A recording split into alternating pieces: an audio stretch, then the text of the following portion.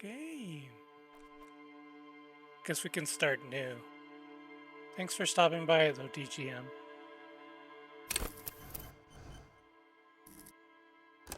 I barely got it anywhere. I didn't want to spoil myself, so I'm kind of live troubleshooting. There is nothing. Only warm primordial blackness. Your conscious ferments in it. No larger than a single grain of malt. You don't have to do anything anymore. Hello? Okay. Just gotta make sure my audio's working.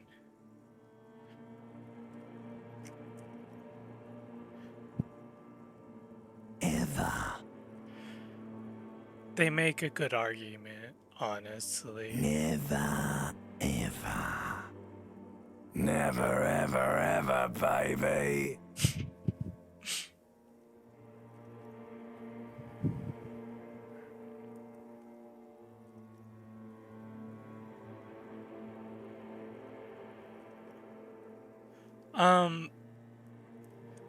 Like, I didn't even inspect the body far. We did, I got my clothes on and walked around, but the textures weren't loading.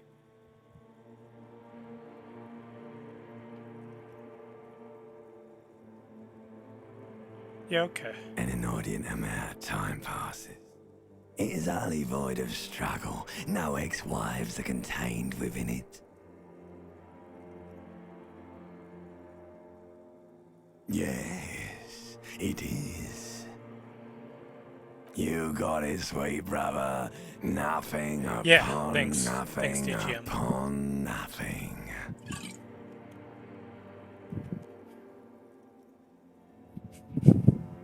I like I nothing. know you do, baby. I know. Coming right up, sir. Smooth passage.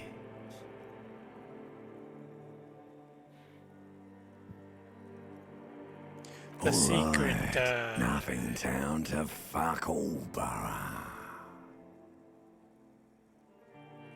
Not you. Your days of giving a shit and being that type of animal are over. The song of death is sweet and endless. Like a fly to the time to ointment. get up. Your conscience sticks to it.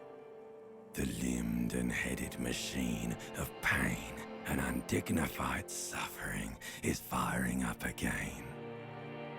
It wants to walk the desert, hurting, longing, dancing to disco music. I want disco music. You can take it. You're a champion.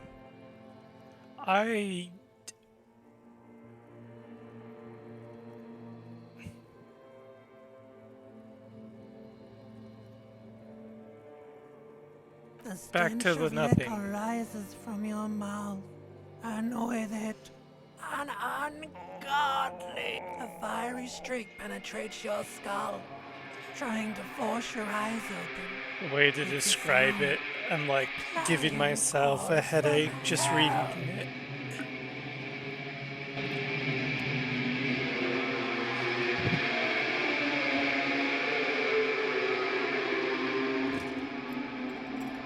Oh, buddy boy. I'm gonna recreate mostly what I did.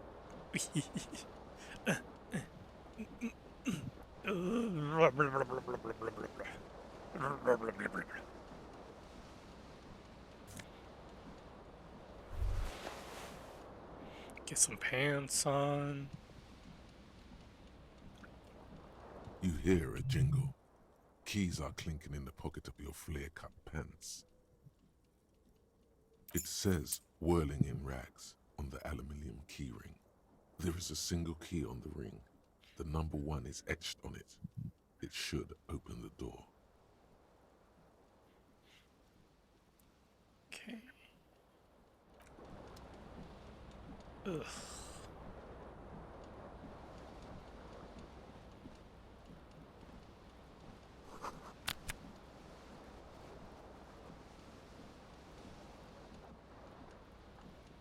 does look better.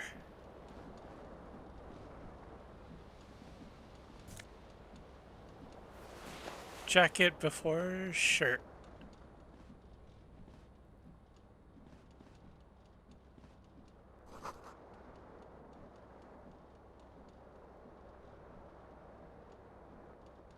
Why would they be in the bathtub?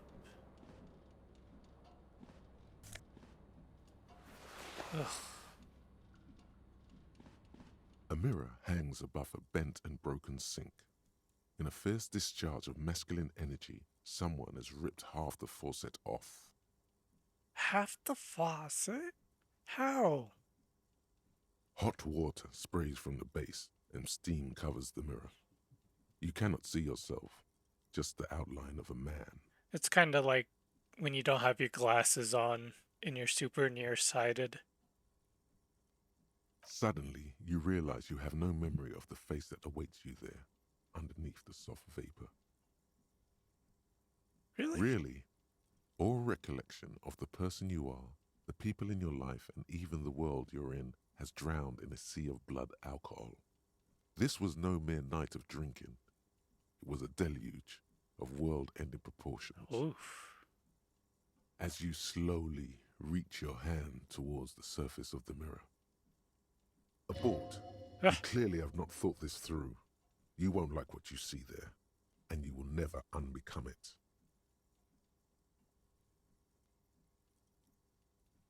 I don't care. I don't Behold. care. Hello. Oh. You have no idea who this thing is, do you?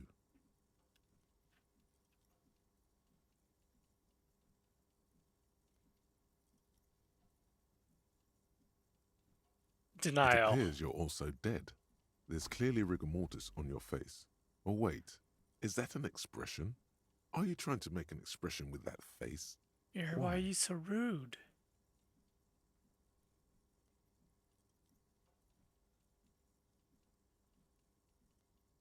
Please stop. It's horrible. You're scaring yourself.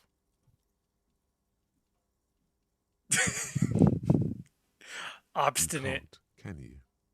It's like it's not even voluntary anymore. You have worn that grin into your face, and now it won't come off. What does it even mean? What is the emotion you're trying to convey?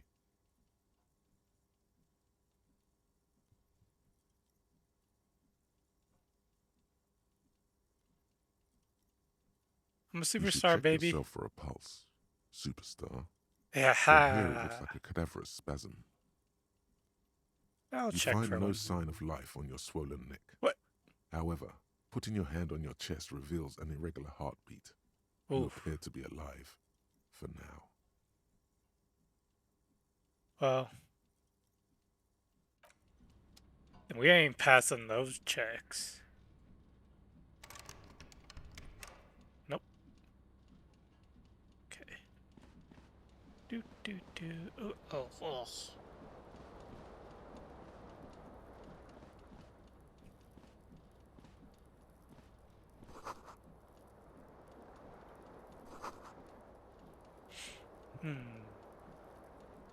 One shoe.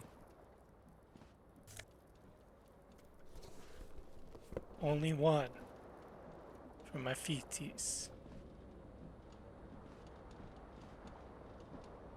The window stands broken in its frame. Cold wind blows in. Ugh. I passed the first time, but... The shards face Whew. outward. Whatever broke this window came from the inside. A fine web of scarring covers the back of your right hand, but none of it is recent. More likely a projectile than a held object. There are no fragments on the floor from pulling a tool back in after impact. It is too large for a bullet, yet too small for a piece of furniture. You're looking for something heavy and larger than your fist. Okay. The single green shoe you found fits the hole almost as well as your foot. It would have also been heavy enough if thrown with force. Some brittle glass or very strong shoe or both. Congratulations. You smashed the window with your own shoe. Now you only have one. If you're lucky, you could still find the other one on the balcony outside. The door to it should be outside your room. I A should go cool and get wind that gushes shoe. in. Your toes curl up from the cold. Okay, inventory check. Shoe case. Ugh. Do we try to get the tie?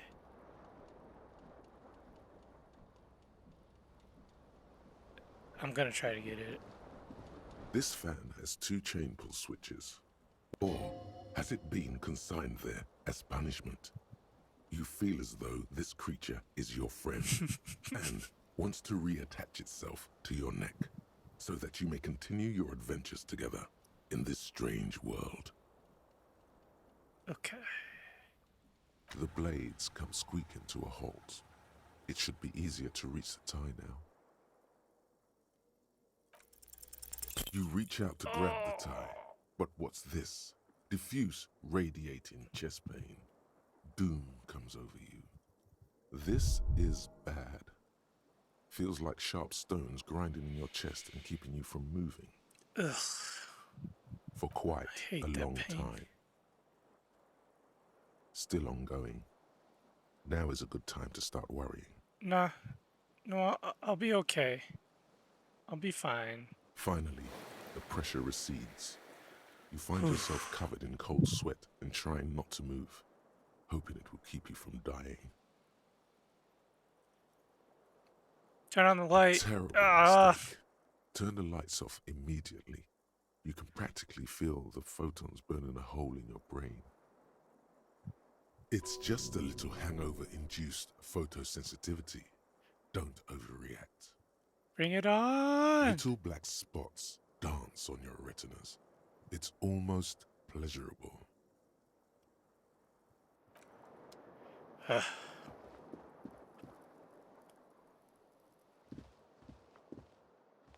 Here we go.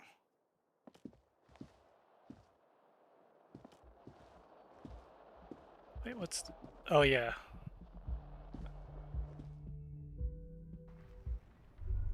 Get our shoe.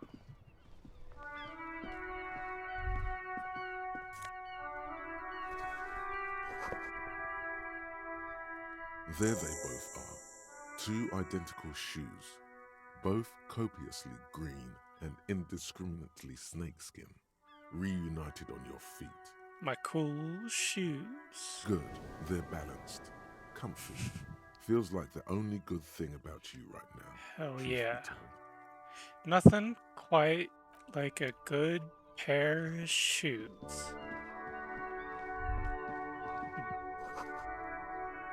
Oh, I think everything will make you dizzy waking up this drunk.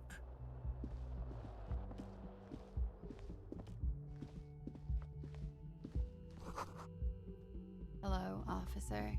Hi.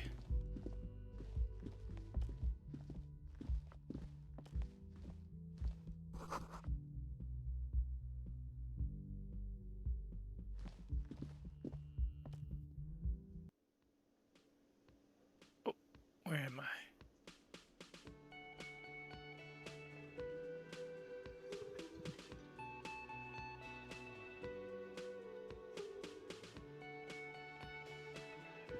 Oh. I see now.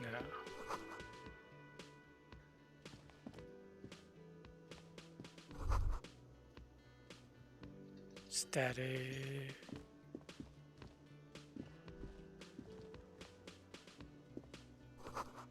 Monday. Mondays, am I right?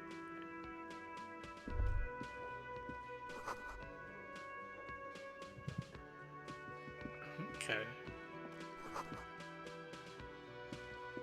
Pinball. No.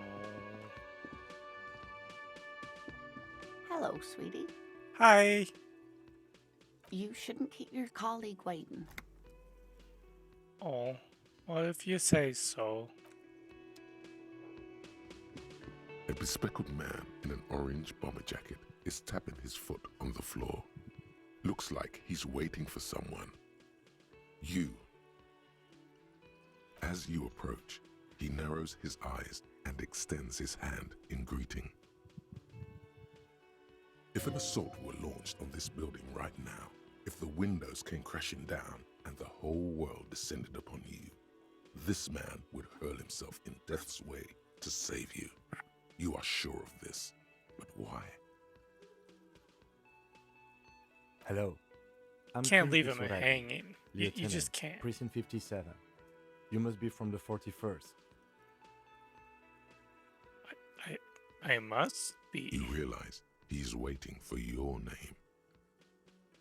This is your chance to come up with a really good name for yourself. Get creative. Conceptualize. Raphael Ambrosius Yeah. Cousteau. I'm a superstar. Yes, it is Raphael Ambrosius Cousteau. Sounds solemn and historical. This is an opportunity to start your life anew as a classier person. I'm a Yes. superstar. Well, it looks like we had a little scheduling error on Sunday. Saturday too, actually. Have you had time to talk to the manager here? Then we should ask him for a rundown of the area. Get me up to speed. I understand the scene is out back, right? It also wouldn't hurt to assure him the police are finally here. In full force, I mean. Have you mapped out the initial interviews? Gonna shoot straight. Okay, we'll have time for that after we take a look at the coroner's case. Have you removed the dead body from the tree? Dead body? No. So, the body is still in the tree. This is the first time you detect a weariness in the lieutenant's voice. It is obvious he would have preferred for the body to no longer be in the tree. Where it has been hanging for 7 days straight. We should go 7 there as soon as we are days. done talking to the owner.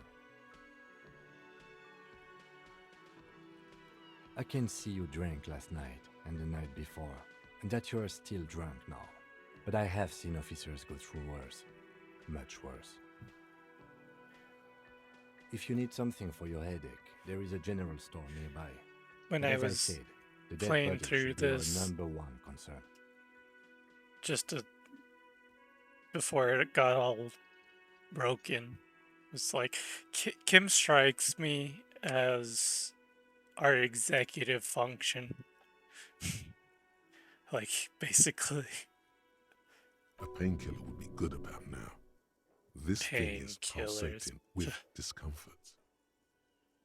The best cure for a headache is, of course, morphine. that's They won't have that. insane. So cigarettes will have to do. Not even comparable.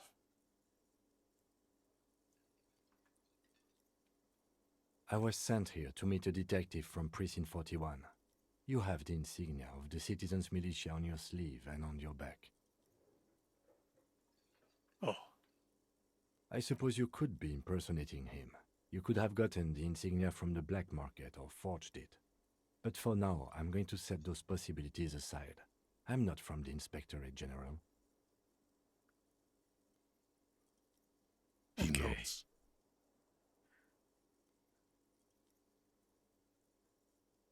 After Let's you, get going. officer.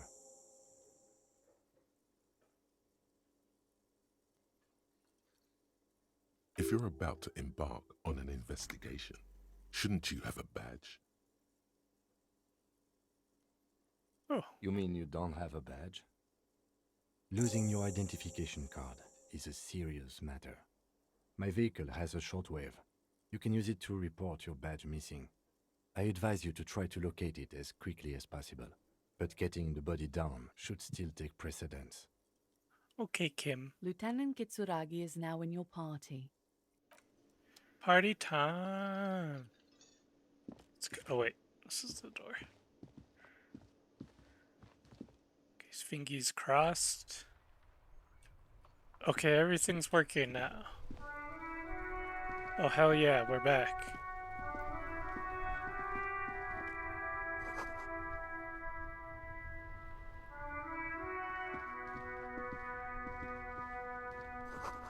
A-cab.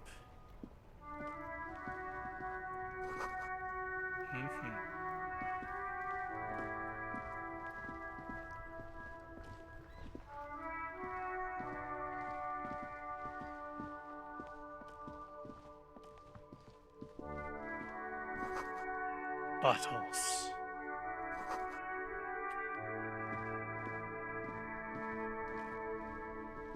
Where are we going?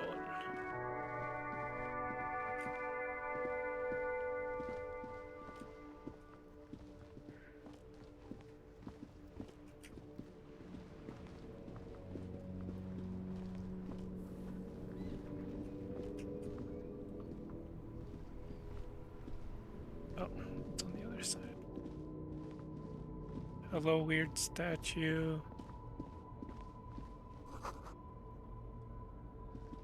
Oh, it's a truck. An old monument stands in the middle of the traffic island, pointing toward the sea.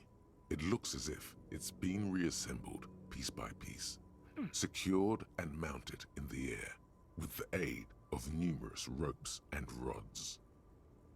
A silver plaque on the statue's pedestal reads, "I am Philip III, the Squanderer, the greatest of the Philippian kings of Revachol, son of Philip II, the opulent, father of Philip IV, Yeah, the insane." that sounds about right. Not a good track record of mental health in that family. Yeah.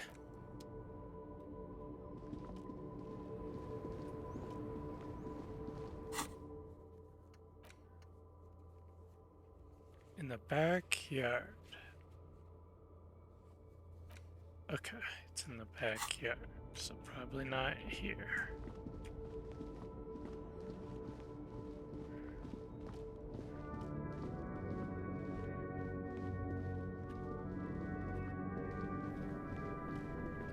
This is the front.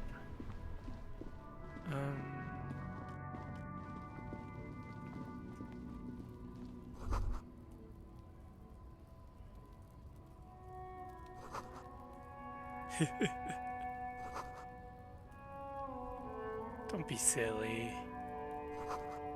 Jump jams. Jump up the jams. Jump 'em up.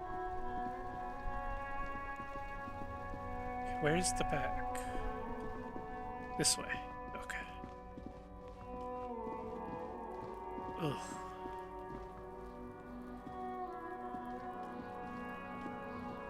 I see thing. I click on thing.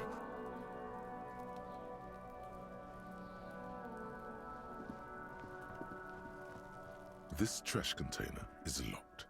The sliding lid, there's something in there, not necessarily connected to the case, but still. The body is downwind from here. Maybe you prefer the smell of You know garbage what? to the smell of death. Trash, food waste from the cafeteria. They lock these containers to keep the derelicts from flocking in. Could be evidence too.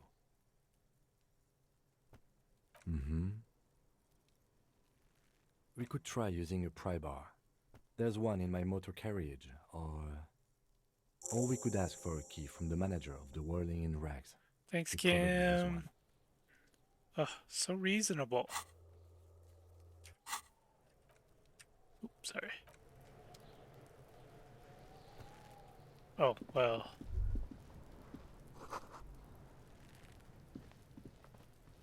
Hey, kid. Kuno's got this.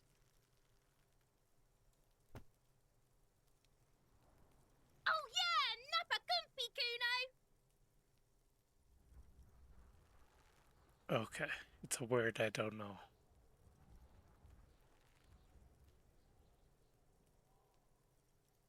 Right in the dick, Kuno. Get him right in the dick. Love it in the dick. Wow. The boy is sweating profusely. His eyes are like two black holes and his jaw is twitching as if trying to break free from the empire of his body.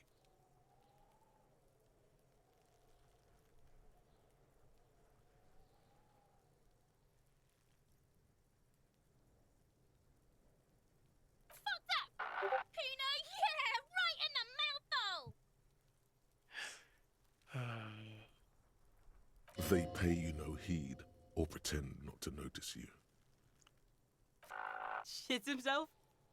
The rake, Kuno! You should throw the rake at him, Kuno! The fuck does Kuno know what a rake is? Kuno's not a gardener.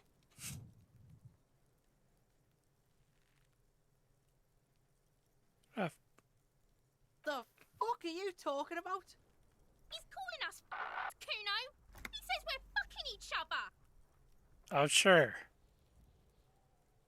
Sure. The corpse looks at you with bulging white eyes. The face around them does not look human. It's swollen and ready to burst. His lips are fish-like and his tongue like a ball gag in his mouth. You seem to be holding your breath. A cargo belt twists his neck at an unnatural angle. The body below appears stiff. It's letting out an ungodly rot.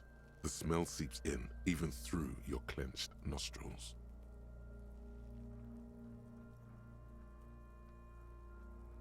Active decay. It's okay to throw up, officer. No one is judging. He's about to blow! Cock's gonna blow, Kuno!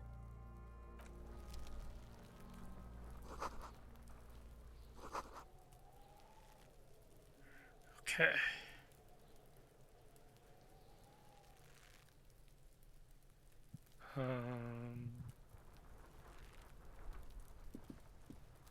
Oh, wait. There are several footprints in the mud, left by work boots. Anywhere from 6 to 12 pairs have walked here.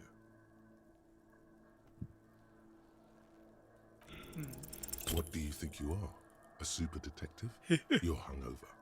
These are just dents in the mud. No pattern emerges for the time being. Heavy workers' boots with reinforced toes and hobnails all over the yard. Okay.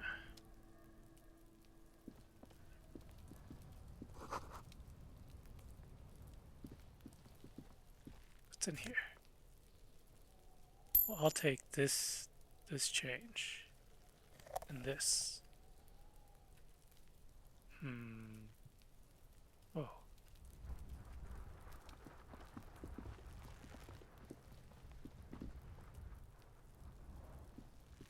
Kuno, the pig's getting pretty close to me. Come to snuff my shit out, I think.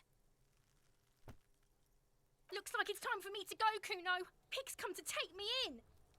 She means it. The fear is real. I'm going away for a long, long time, Kuno. Going away for life. What's going on there? Fuck are you trying to pull, pig?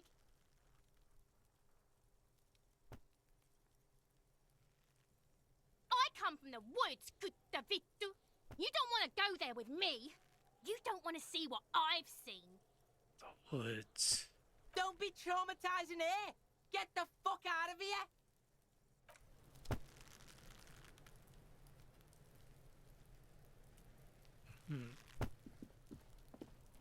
Can't you see I'm throwing rocks? All right, entertain the Kuno. Show me what you got. What you got there? What you got, huh? Show me what you got.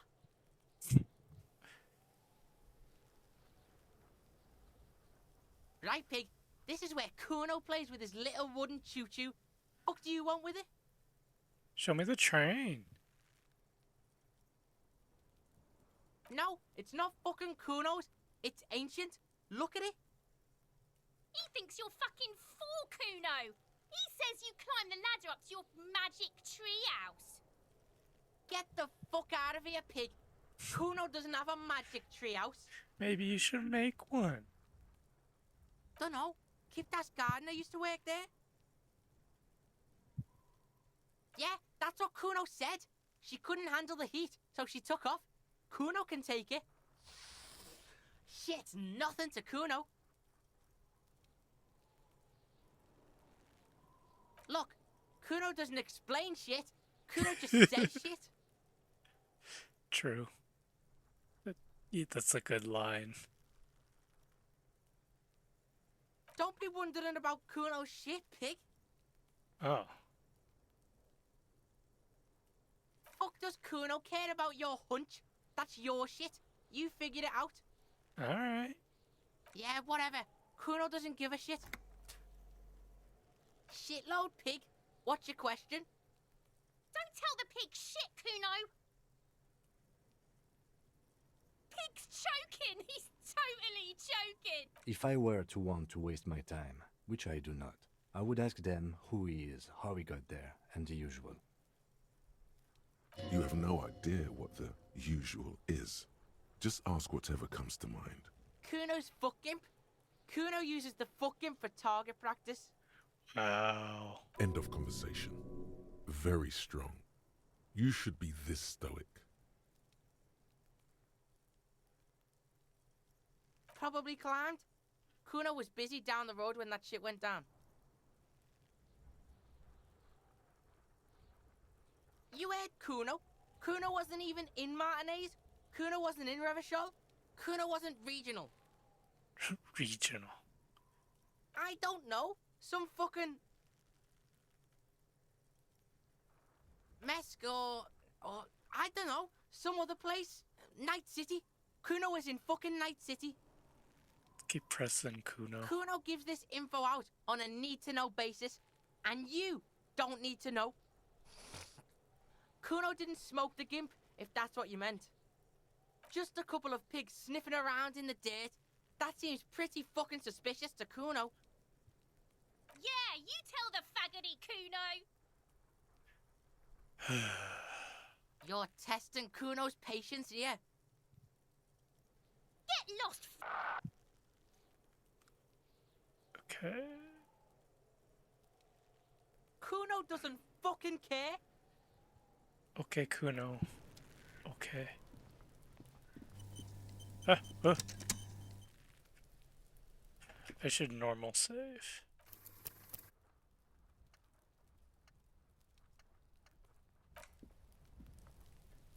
Go.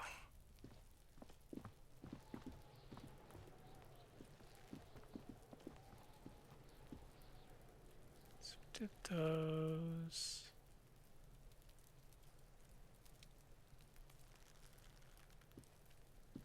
There he still is, looking right through you.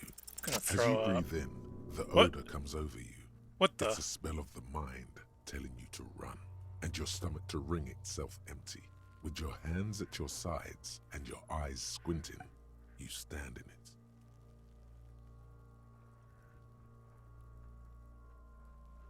The man before you is naked, but for a pair of underpants and enameled boots. His skin is greenish, marbled with decaying veins and blotched by lividity. A fading web of tattoos covers his chest and shoulders. The cargo belt used to fasten him to the branch above appears industrial in strength. The material appears to be ceramic. Its clean white stands in stark contrast to the decaying flesh above the knee. The man wore thick polymer socks, probably for padding. A fine array of interlocking plates covers them. Delicate and fragile, they feel alien to the world around you. They are armor, no boots. Technically speaking, these are sabatons. Ceramic plate, zirconium dioxide most likely. This is where the make would be. Under the heel, fair weather model T500 VE. I'm guessing that's vitreous enamel. This is advanced stuff. It's expensive. We've requested similar material for our tactical units for years now. The constabularies deemed it too costly. In that time, we've lost 6 men to semi-automatics. For a full set, about 4 years of wages. By catching, do you mean let's not log them as evidence? Let's steal them? What was that about the constabulary before? You need to push some buttons if you want to recruit the lieutenant in a conspiracy.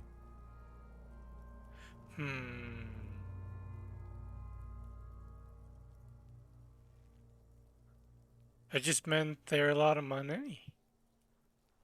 That's what I meant.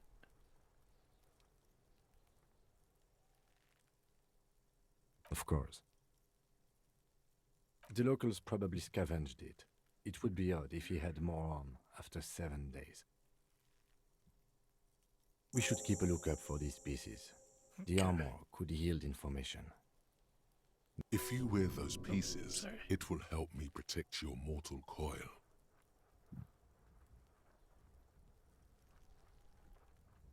Yes, bullets will fly. They always do.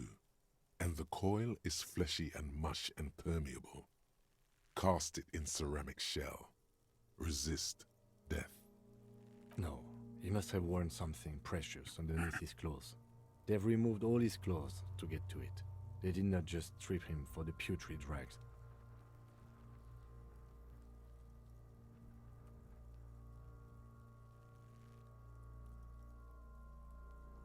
They usually hang them completely naked for that. La puta madre, the Mazda, the Besmerties and the like. This one still has his underpants.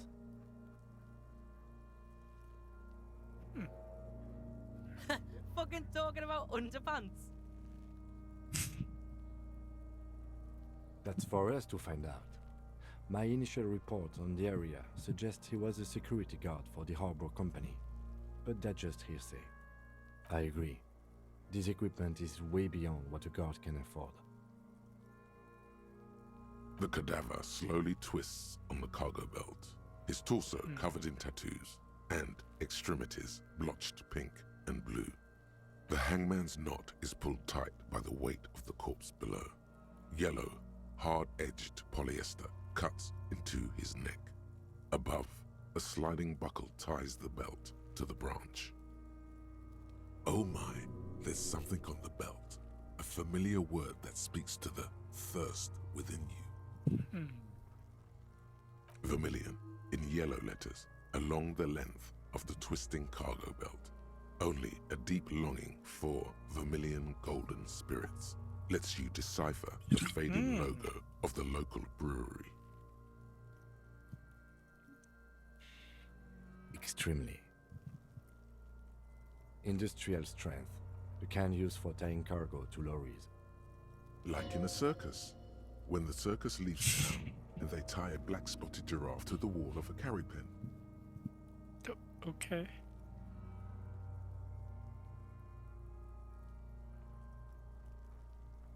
I have to say it. No, more like in harbor, like the one just east of here. I get the sense they used whatever was on hand, without paying much attention to not incriminating themselves.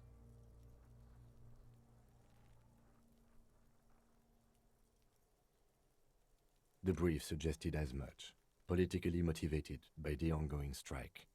Did you not get a briefing?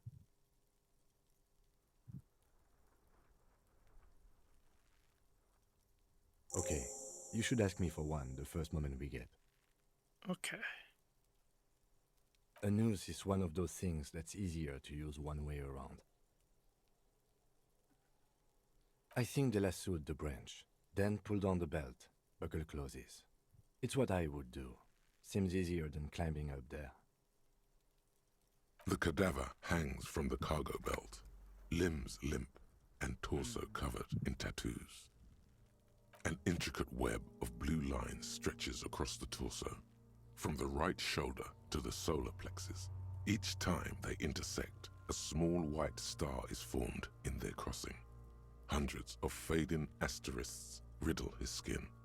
Their concentration is highest around his heart.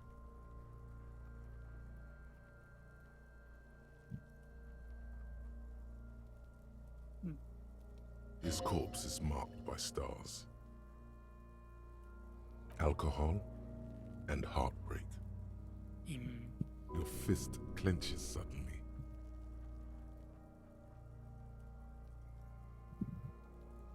Decay is creeping on the tattoo. Already, most of the canvas that's holding it has darkened. Now, it disintegrates slowly, letting out a stink. Of no nation that I know of. If anything, it reminds me of religious illumination, last or penultimate century. Men who live harsh lives often turn to innocentic worship. But which one? I see no trace of a humanoid figure. The pattern does not stir patriotic or religious sentiment in you. What it does is speak to the wounded, limping animal, the male in particular, unable to communicate in anything more than grunts. It's impossible to tell if its advice is right or wrong. Okay. So am I. He takes a thin piece of milled aluminium from his coat pocket and pulls it open. Sounds like a sword being unsheathed. A small lens appears. Shit, Kuno! What the fuck is that? An instant color camera.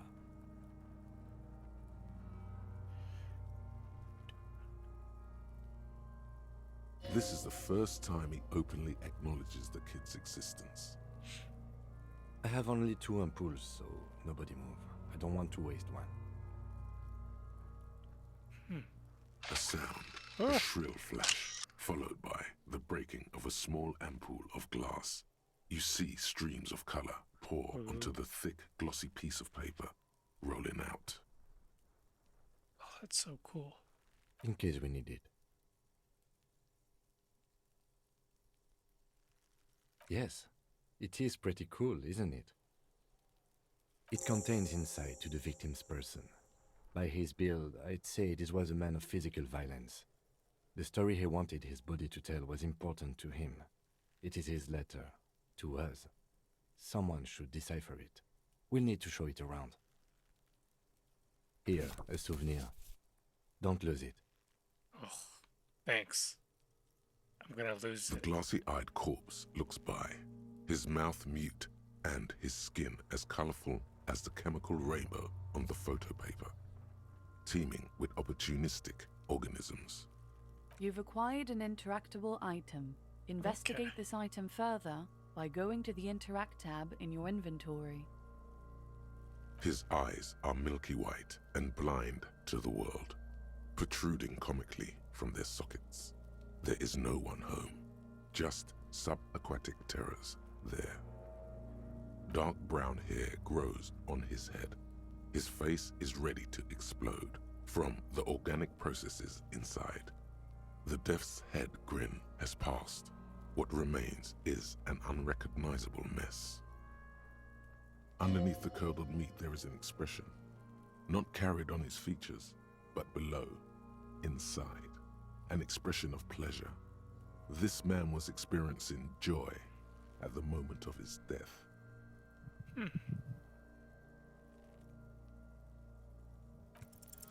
I'm gone.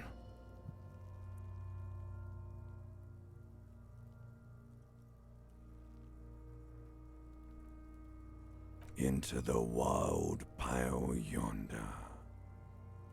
In the past, way out in the west.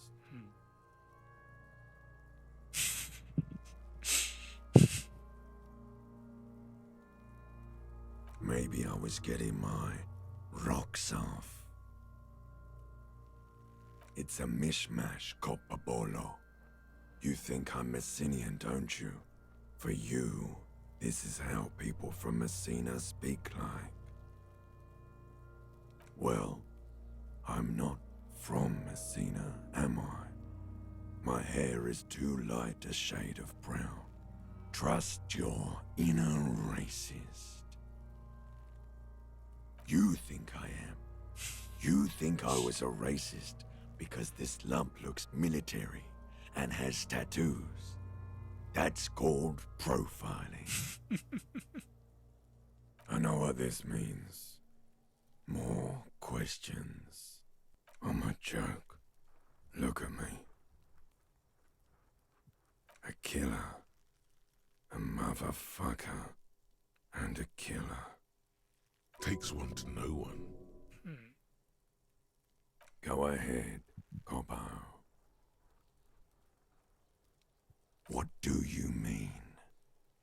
Ask me more questions. You fucking love because you're a copperoonie.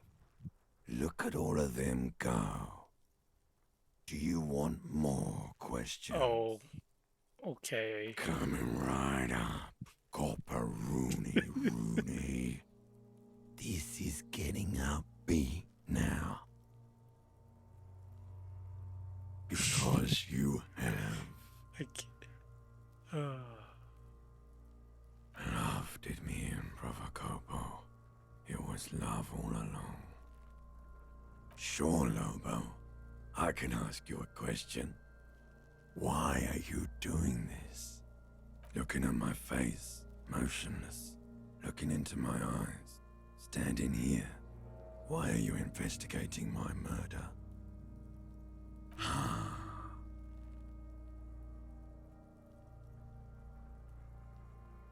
Something is on its way. Something hidden. It's coming. A miracle from the northwest, and it's almost here. You can feel it in the air, on your hands. The cold spring air smoothing them over. Oh, this is so good. I have to Fuck do this. no. You're no Rooney. Of course not. Listen to yourself. You're not a Raphael anything. You're probably just Harry or something. That's right. Harry. You might be onto something there. I love that I'm talking to myself through talking to this corpse. It's really good. Do I remind you of someone? There you go. Look at that bright kid. We're birds of a feather, you and I. Soon you will be just like me. Just keep drinking and having a good time. It's a matter of weeks. Feeling nausea, vomiting, tenderness or pain around the liver area, tiny red lines on the skin above waist level, more like days, Coppo. The clock is ticking. Your liver tells you so. Come back later, Coppo. Amuse yourself with my frank manners and my memento mori features. If possible, also, see me in your dreams. Are you sure we finished the preliminary examination of the cadaver? We might miss some of these things once it's done. The cadaver slowly twists on the cog. As you narrow your eyes, the monster before you blurs into a violent mess of green and pink. Kuno, stop shooting moths with your finger guns. Pew, pew. Only the lower extremities are pink with a dash of blue. His fatted hands, thighs, and his neck, just above the noose. The rest of the corpse appears dark green in the cold spring air. How should I know why you are squinting, officer?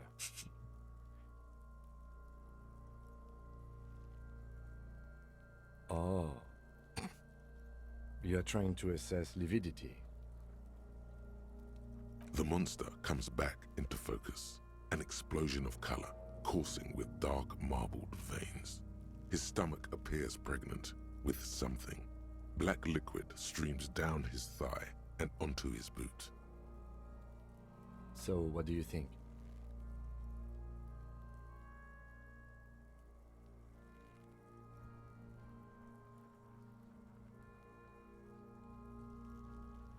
I do. Most of them are post-mortem. Maybe even all of them. The delinquents have made our jobs harder with their little sport.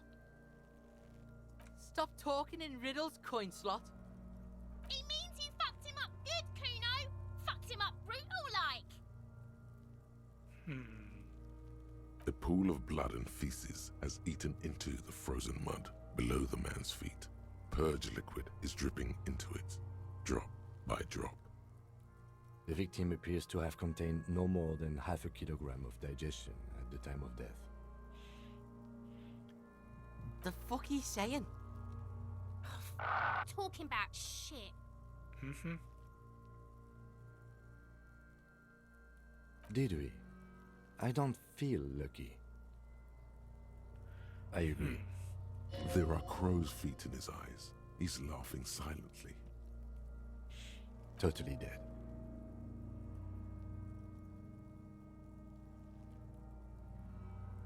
Dead. Dabadoob doob dead. Oh my goodness. Thanks, Kim. I think he was upright immediately after death. Blood has gathered in his hands and feet, and his neck.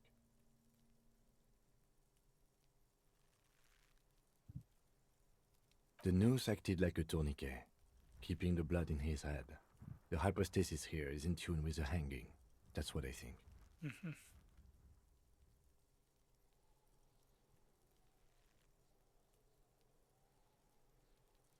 Everything here seems to corroborate that assumption, but we should still get him down before assigning a probable cause of death.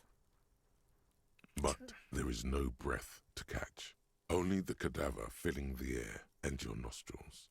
He slowly rotates before you, decomposing. Of course.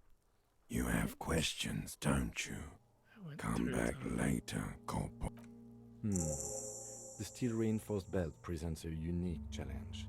I brought chain cutters, but I don't see a good angle of approach to the belt. The cadaver is a good 1.2 meters up. Neither one of us can reach the belt without assistance. And even if we do, there's the question of cutting it.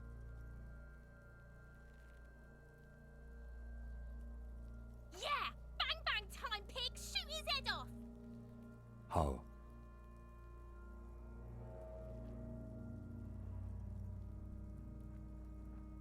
It absolutely will not, officer. That's not how physics work. It will maybe cut one thread loose. Yeah, now we're talking. Entertain the Kuno with some shit. They'll miss! The pigs will miss Kuno! The lieutenant is undecided. On one hand, he wants to shoot some gun. On the other, it's an awfully stupid idea. Let's weigh...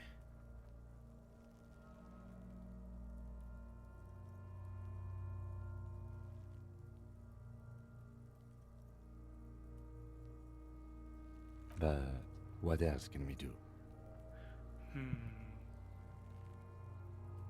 Climb up there and saw the branch? I don't trust that ladder. The assailants didn't use it. It's rotten and less sturdy than it looks. And I don't see another good way up there. Honestly, I prefer a non-acrobatic solution to this. Clown cops climb tree, fall down. Enraged cop assaults children after falling from tree. Cretin cop, they like that word, saws the branch he's sitting on, literally. Local children report corpse mutilation. Fuck yeah! Climb that shit, monkeys! See, you're only making them do those things less.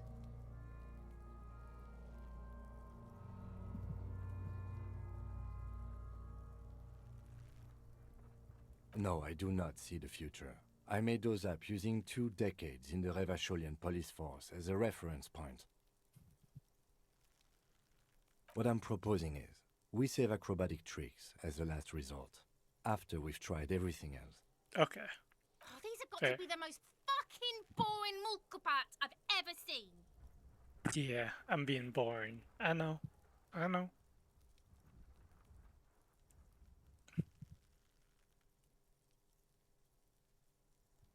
Someone else? You mean like the police? Someone already did. You know who came? We did.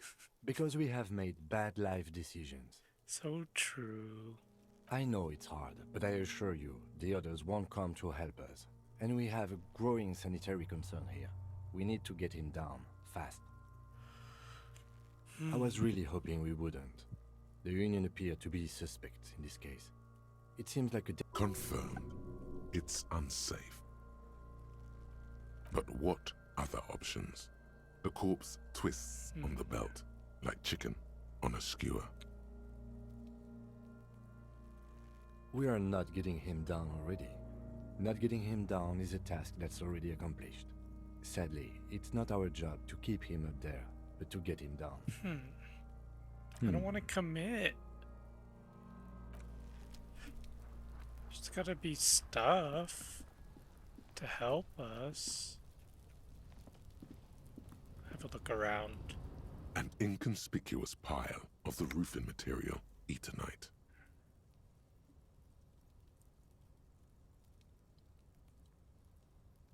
It's nothing. Someone just left some roofing material slanted against an old shack. Because there's a secret door hidden behind the panels of Eternite. That's why they're too orderly. There it is. You see a shabby little door. What the heck?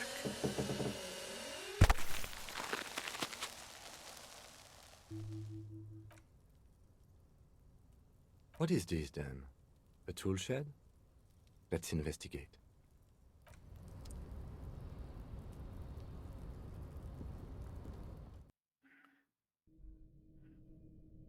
Whoa.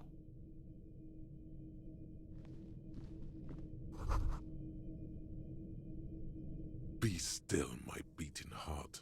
Oh, It's amphetamine. amphetamines. Sweet amphetamine. The lieutenant isn't studying the powder in the mirror. He's studying you.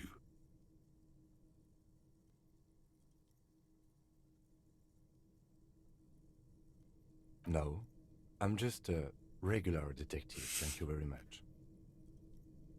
Perhaps not. This is below our pay grade, detective. However... Ladder. See that ladder there? It's probably another way into the industrial harbor, no? A secret path. I thought we local could kids use it.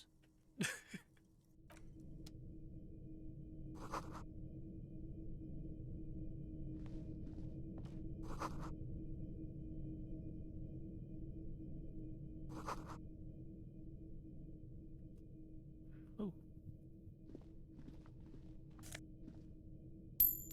Whatever.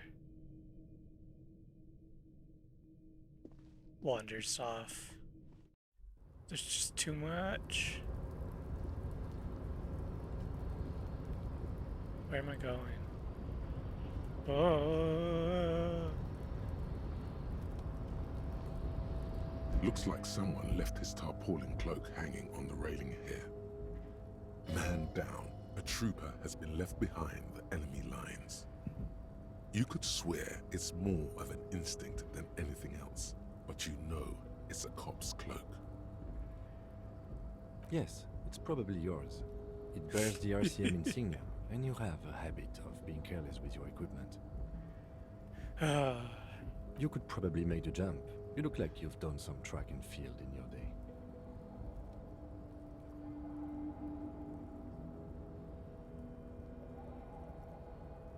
What are we doing? We're awfully close to breaking into the industrial harbor. Or it could be that we are just exploring.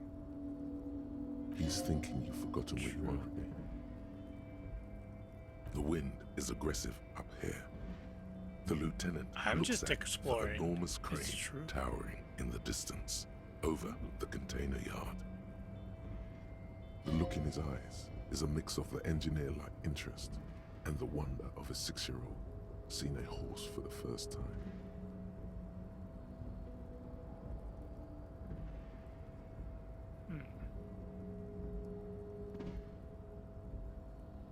Yes, that's one way of putting it.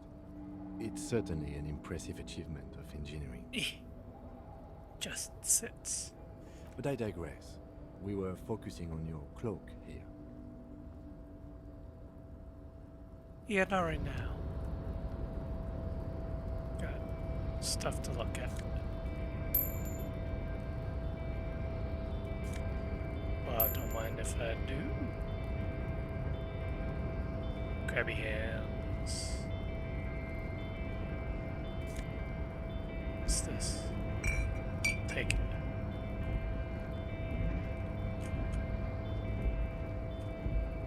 Didn't really expect this whole path.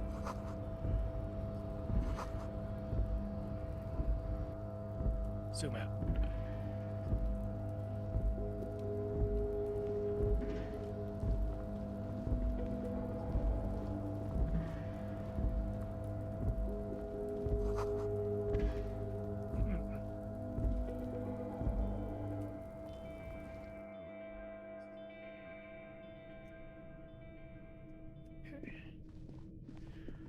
Well, that's not helpful.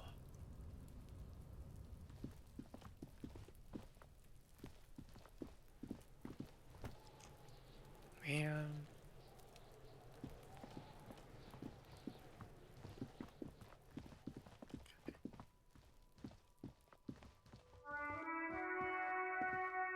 An old call box with a matrix of push buttons lists all the companies in the East Delta Commerce Center. I see. Okay, goodbye.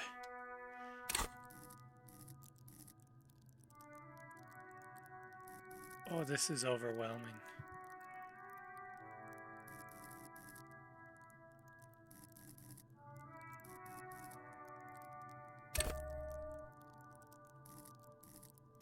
Oh, I see.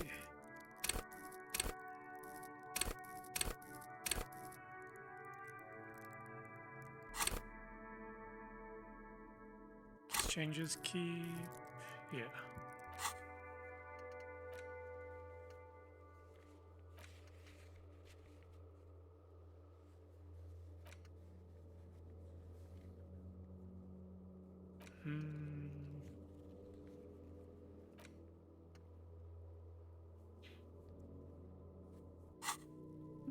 I'll do something.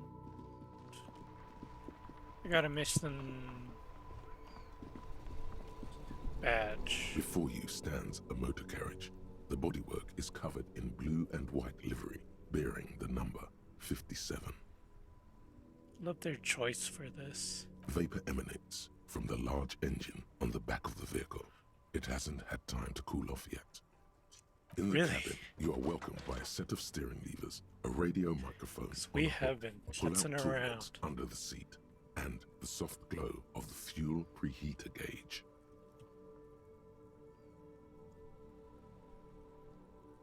The frequency tableau lights up, and the green button labeled Prime Line glows like a feline eye. And then you hear something. The soft purr of electrical kittens, radio waves cast far and wide over the metropolis. A woman's voice greets you through the static.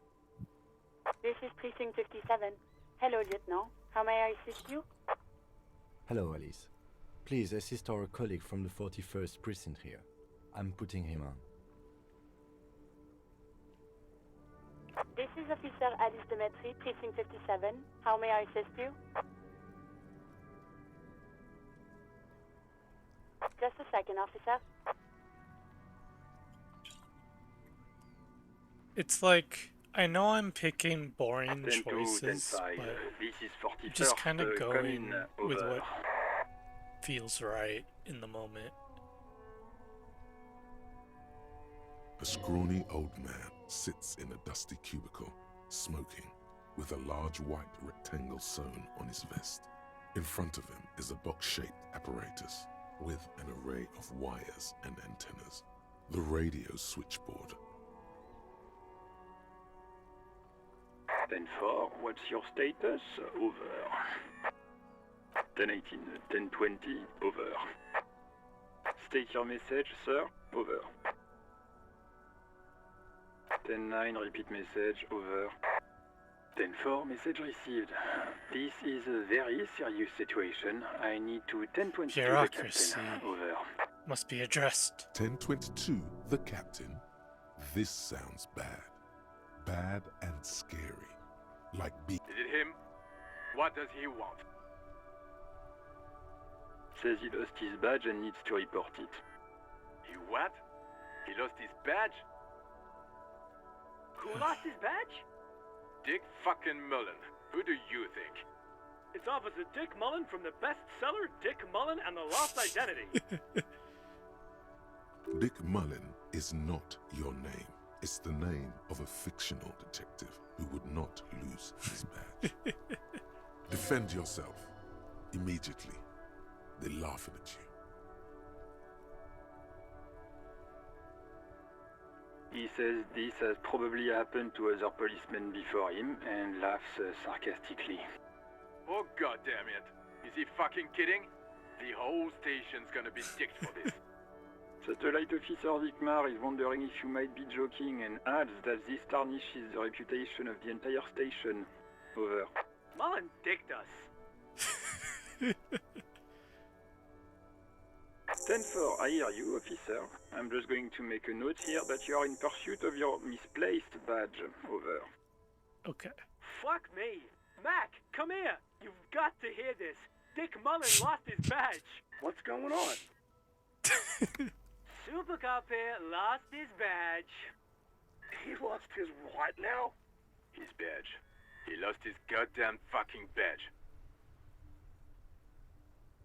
10-9, come again. I didn't get that. Over. New heights even for Captain Sober. Ask him. Ask him if he's lost his gun too. Sergeant Orson wants to know if you lost your gun too. Over. Is there even a badge, or am I just... Check your... Holy fuck. You don't know where it is, do you? Okay, it's gone. Your gun... 10-9, come in, officer. Did you get my question? We were wondering about your gun. Over. Even before you can get the words out, everything gets scrambled in your brain. No, of course I didn't lose my gun. Fuck it! I didn't lose my gun! He says he didn't lose his gun. Or his fun, whatever that means. Ask him to describe it. His gun. Not his fun. Just the gun will do.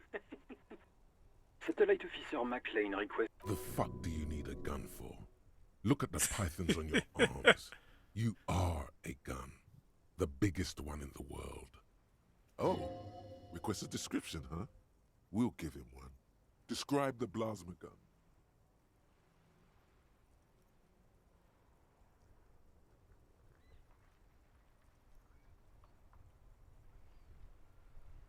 He says he's a living weapon and we are trying to trick him. Host in heaven. Did he lose his gun and his mind? Dear God, he lost his gun. Oh my, I can't. God. This isn't really a laughing matter. Mac can face a giant of Coco Nur by himself, but Disco here made him piss his pants. Oh, I can't. Fuck. He lost his... Ask him if he's still... I'm not going to. Ask him. Sergeant Orson here is wondering if you are still in possession of your genitalia. Over. Now is a good time to say fuck and ass and so on. That'll make this all right.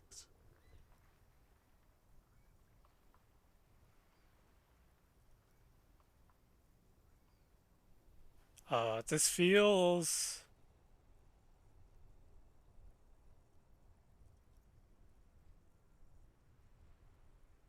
Oh, man. I like the Firewalker outline. Like, who's... The silence is almost deafening after. That did not go well. I guess the important thing is that you followed protocol and reported your lost items. Did we need anything else here?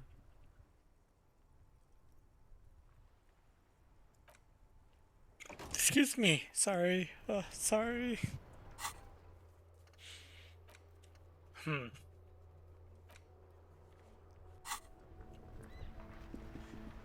What's up? How you doing? The RCM in Martinez. What can I help you with? Of course. What can I help you with? Me? I am just a gardener.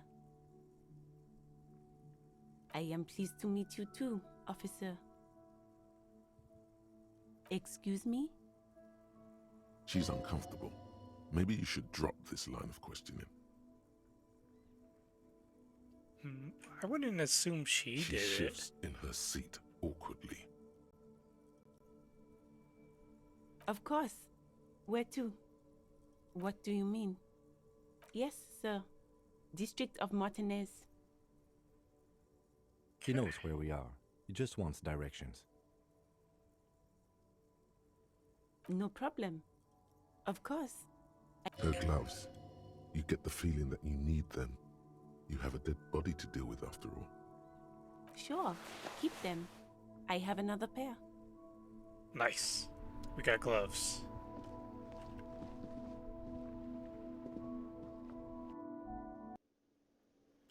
We got gloves, everyone. It's gonna be okay.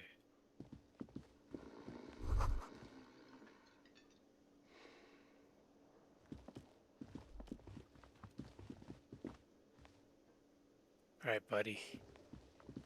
Give me your keys. A man in his late 20s with a thin, unimpressive beard notices you approaching.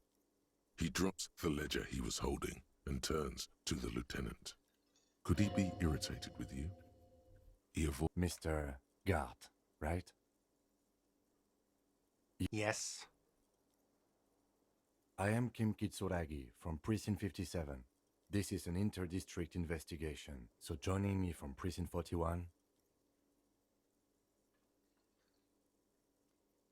Fantastic.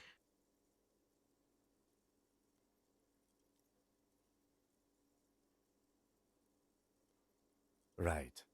Now, I know it took us a while to arrive at the scene. It also took you a while to call us and report the dead body. It was you who placed the call, yes? No, I only just got here. It was probably Sylvie who called you. She usually works the bar here. I'm only temporarily taking over her duties. Do you have her number? As a matter of fact, I do. You said you just got here. From where? Are you a local? What, of Martinez? No, I live in Jamrock. I only sometimes come here to keep an eye on the place. This is just one of the many, many cafeterias I manage. So many. But you still know your way around, yes? In case we need directions. Yes, I know where some things are, but as I said, I don't live here. I just used to work here. And I'm not going to start working here again, if that's what you think. I didn't imply that. Detective. Yes. I have everything. You? Yes, yes. He means, do you have questions for me, like a police officer would?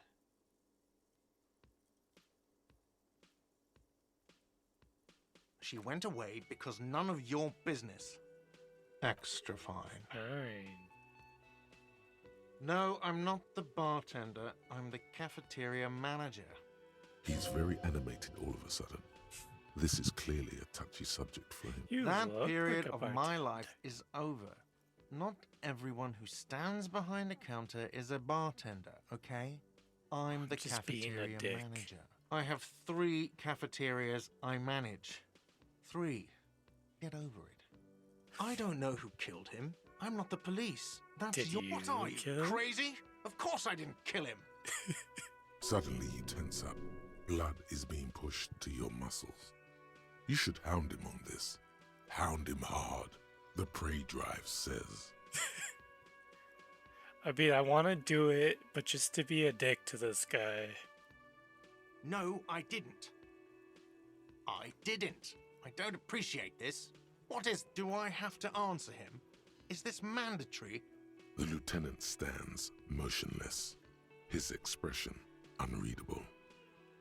What are you, an idiot? I told you I haven't killed anyone. He ignores you.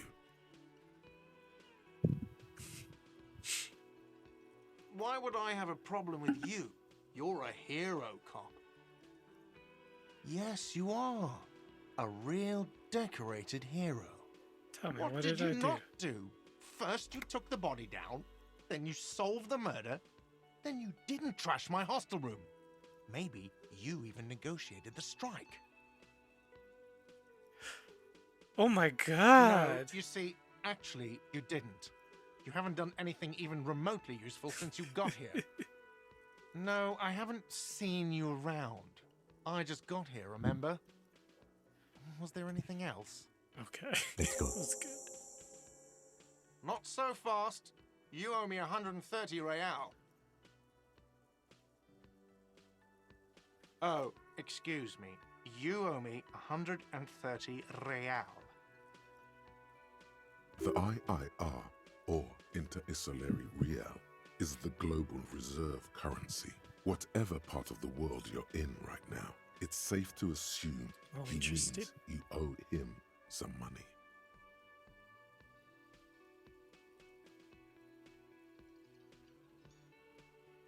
No, you don't owe me street cred. You owe me money. You owe this establishment 130 real. It's too fun being silly. It's too fun. What are you, a philosopher? Money is what grown-up people use to pay for things. Things like this hostel room, or 8 bottles of potent blend, and 9 packs of Royal Extra. We use it for everything, really. Are you serious? From your work? I don't know. You can take bribes, I guess. I'm sorry. I don't think cops can take bribes. Some do take recompense, but only to survive. For survival, to pay me. Unless you want to become a hobo. Do you want to become a hobo? There's nowhere else to stay in Martinez, and it's a cold spring outside. Money doesn't make you happy, but it lets you be unhappy for a while longer. If you run out of money, you die. It's like that for all of us. Me too. That's why I need you to pay me. I'm not an asshole.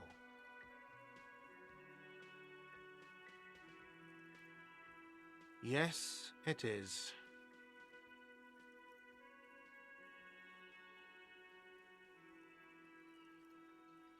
No, you see, that's 40 cents. Cents are a form of currency 100 times like smaller than the real. It's I'm not playing even going this to take pretty this. straight-faced. Come back when you have 130 real. That's It is. horrible. That's 4 tens. That's terrible. For a moment, his antipathy is overcome by compassion for the sheer smallness of the money.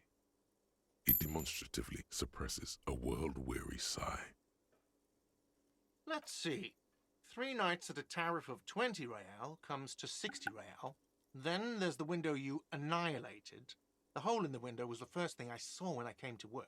So don't try to tell me you didn't. That will be another thing you've annihilated is half the bar. You've run a tab of 30 real. Actually more, but we'll round it down to 30 for your hard work maintaining the stability and order of Revachol. That's 60 plus 40 plus 30 equals 130 real. And yes, real is still money. I'm sorry, but he has to pay. I can't let him stay here any longer if he doesn't. If he doesn't have the money by tonight, then... Officer, maybe you're better off working this from home for now. You live in Jamrock, right? It's not that far away.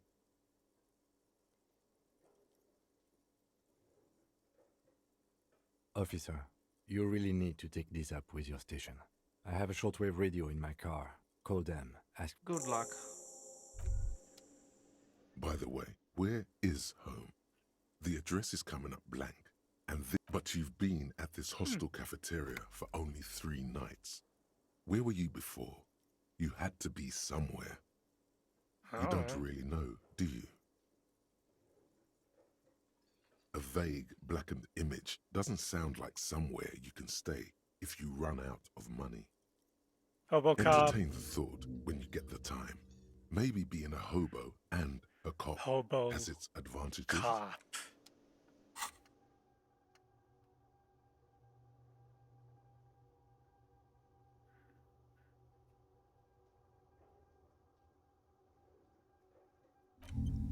I'm internalizing this. I don't know what it means.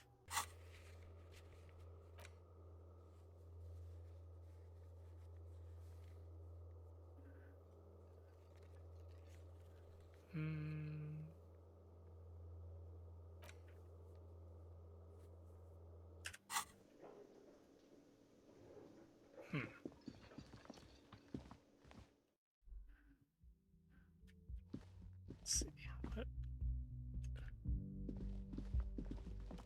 Anybody else?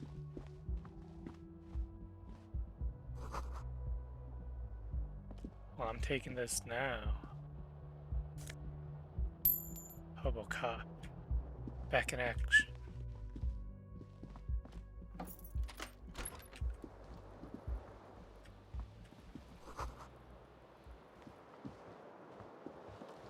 This fan has 2 chain pull switches. Or has it been consigned there as punishment? You feel as though this creature is your... The switch must be broken because nothing happens. The lights are off again. The lights are on. The lights are off again. Light the switch ray are on. The switch must be broken because... Okay. Fucked it. The bed is cold and not... The option to go to sleep becomes available. No time for rest. Okay. Not much up here.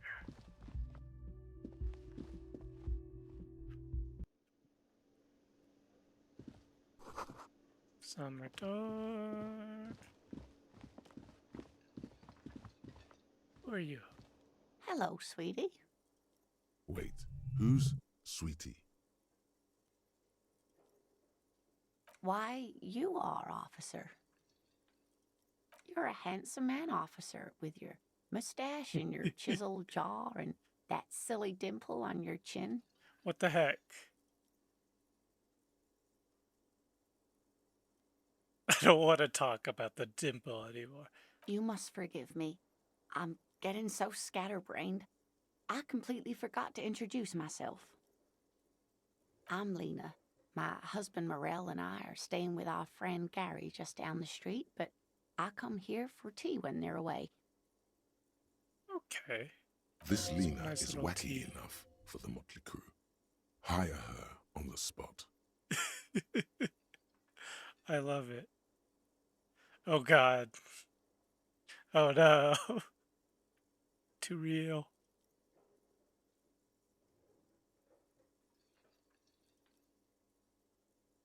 Whatever do you mean?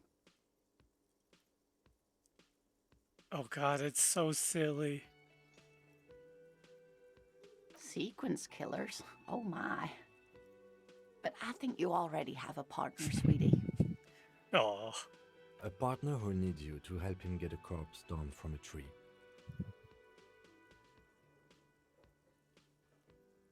I can assure you with absolute certainty, there are no sequence killings taking place in Martinez. Now, gentlemen, no need to squabble. I wouldn't be of much use to you anyway, sweetie. But 3 heads are Thank better you, than but 2. Martinez isn't the most wheelchair-accessible place, you see. I'd slow you down. Perhaps another time. Okay. Of course, dear. Good luck with your case. You're so sweet. Thank you. Thank you, ma'am. Okay. We're gonna just fucking...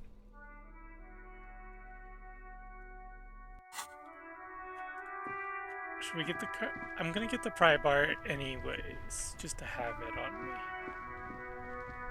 Inside, you see a set of steering levers, a radio microphone, a pull-out tool, a metallic drawer slides out from under the seat and clicks into place. Take what you need, officer. It's going to be a long case. I'm not protective of my tools, like some men are. He's clearly a little protective of his tools. But what can you do? Work is work.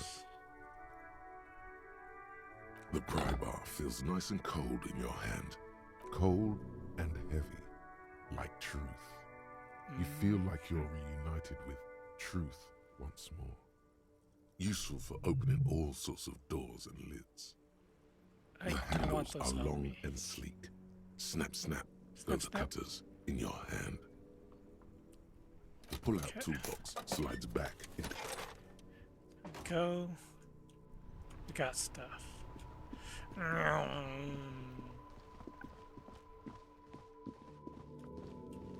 Let's shoot it. Let's shoot it down. The man before you is naked, but for... Yes, we do. Okay. He breathes out heavily. Oh yeah, do this shit! Fuck it up! What's the worst that could happen? Take it! Take the shot! Yeah, take the shot! Kuno wants some of that shit! Silence. With his elbow sharp, the lieutenant unzips his jacket and produces a lightweight firearm. He drops a paper cartridge in the barrel. Oh wow, separates it's one of the these. scouring stick and gives the cartridge 5 tucks. It does not look accurate. A paper cart? That thing? He then steps back and assumes the fellow's desk position, taking aim. The corner of his eye twitches. His finger is on the trigger. Let him focus. He's gonna fucking miss! The drip voice is drowned in a shrill blast that echoes off the walls of the surrounding tenements. A cloud of smoke slowly parts in the air as the lieutenant steps back and says to himself, God damn it.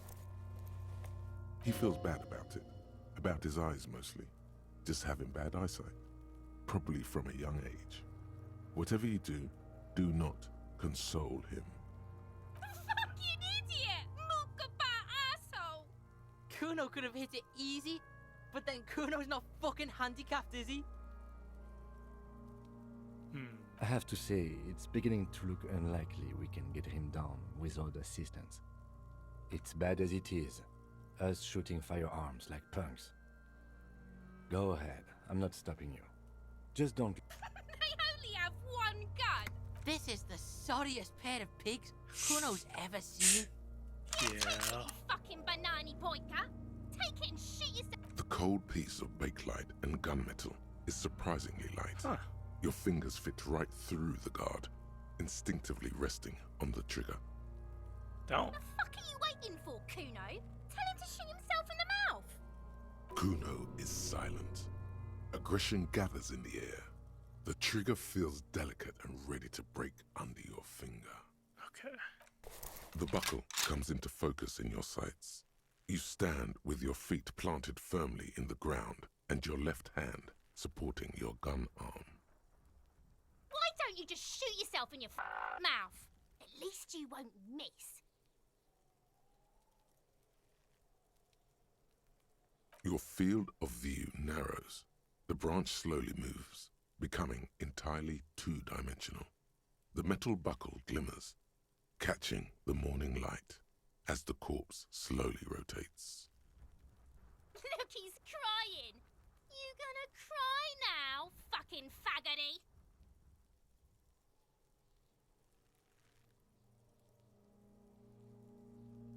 Okay.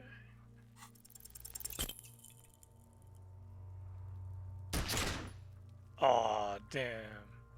Right in the A plume gut. of smoke erupts from the barrel. Your hand goes numb. You missed the belt, but hit the corpse straight in the chest. Bits of ribcage protrude from the... Oh my god, he's gonna fucking cry. I knew it. What a mulko. I agree. Police work is overrated. It is trying and stressful. However, it is still our... It's not the gun's fault you can't shoot. It's your pig hands. Pigs don't have hands. They have, like, fucking hooves or something. Kuno has hands. Kuno can shoot that shit down for you.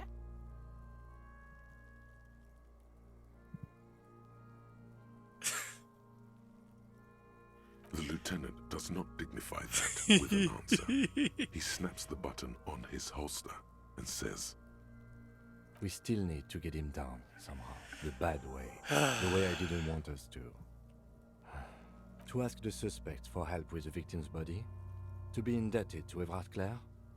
Very much, yes. Which is why I would have preferred us to handle this ourselves. Clearly we can't.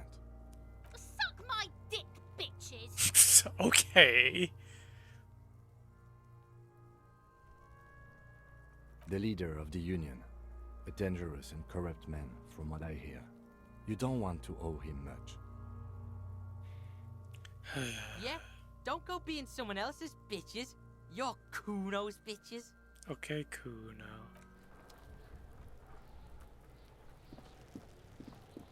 This trash container is locked. The sliding lid has a padlock that says, whirling in rags.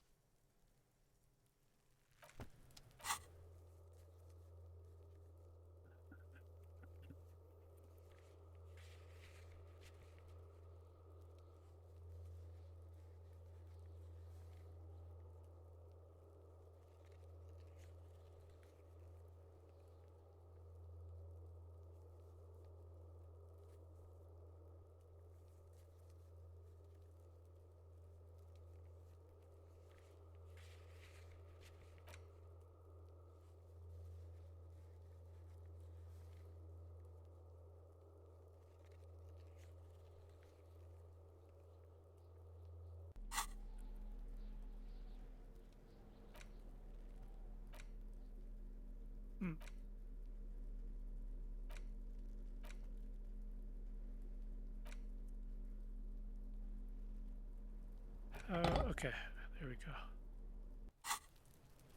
This trash container is locked.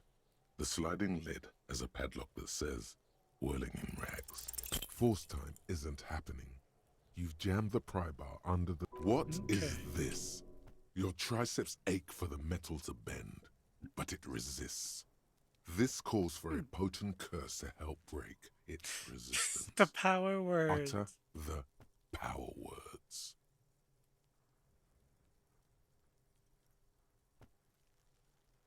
The quality of metal is not the problem. From what I see, it's sturdy enough. Kim, please. He's enjoying your little failure. I need He finds the it power amusing. words. He's reveling in sweaty rage on your face. There's a creaking sound as the pry bar slips under the lid. You hang from it like a moron, huffing and puffing. Clearly the technique is wrong, but nothing else comes to mind. Ow. Unsatisfying, hurtful. You hear a ringing sound, but not quite hollow. Full of itself. Content. Happy you failed. This snickering trash container is having a grand old time. Let's ask the manager for the key. This is clearly not working. Didn't see that as an option when we talked to him.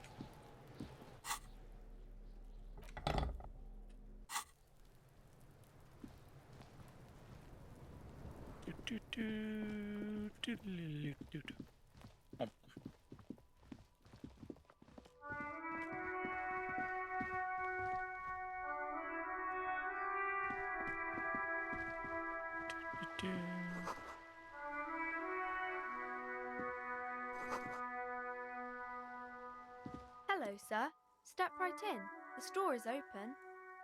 Hello. Are you interested in a new and exciting book?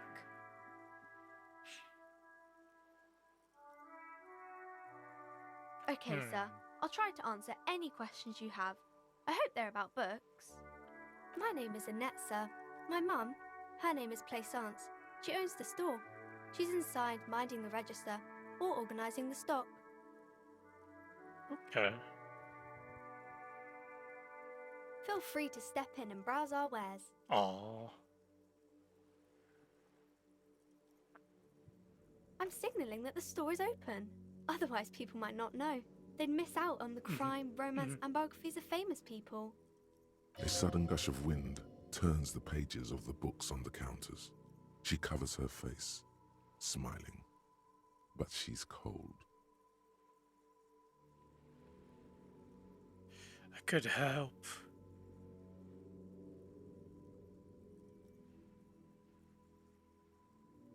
Kind of you to offer, sir.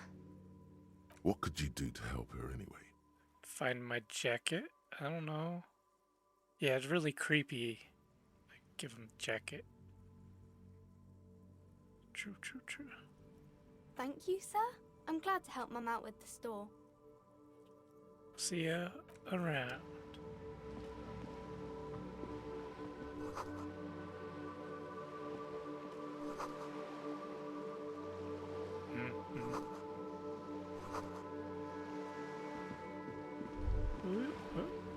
What was that?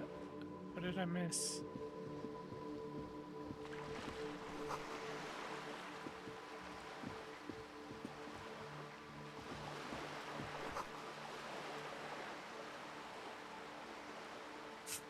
Tibbs. Tibbs has windows.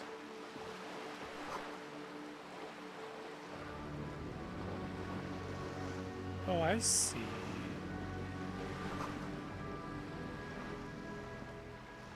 Okay. Just kind of wandering right now. I'm gonna get the lay of the land.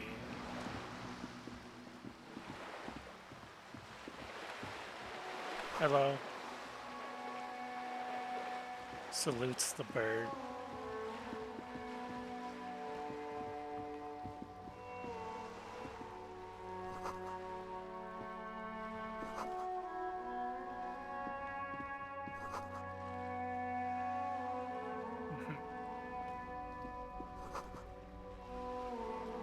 Oop.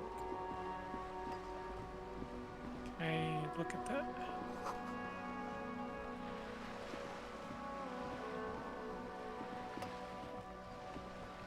Look at the boat. Belly.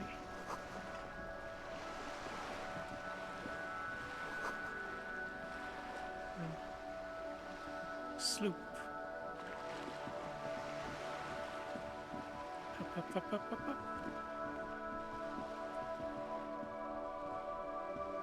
A sturdy metal door guards the southwest entrance. I don't need to be here. Wow, I don't need to be anywhere. What's this? This is a wall on the side of an apartment building. You have no clue. It's just a wall. So many walls all over Martinez. Weather-worn, cracked, their paint peeling. Wonder if you could, like, conceptualize a painting or something. Ooh. Ooh.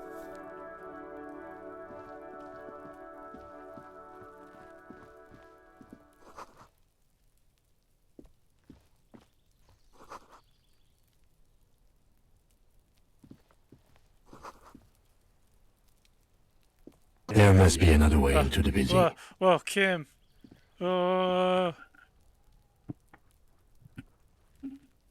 What was that?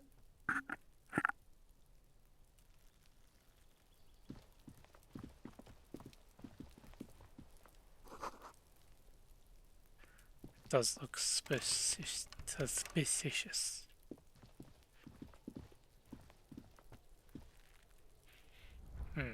Detective vision. Activate.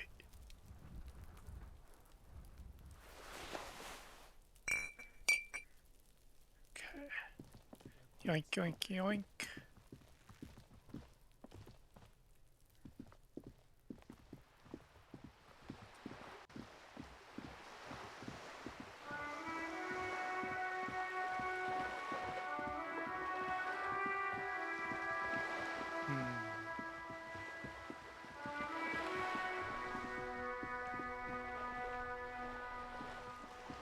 Yeah.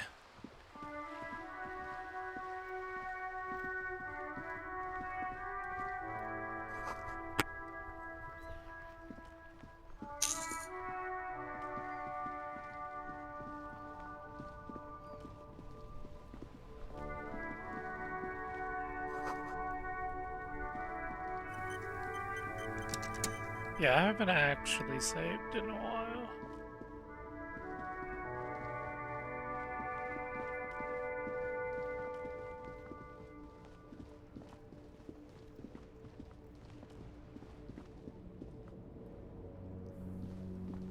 I am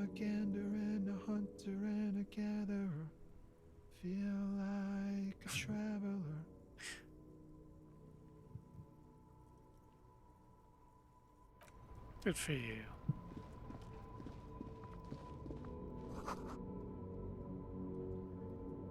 Okay. Walk up. Walk down. Walk all around.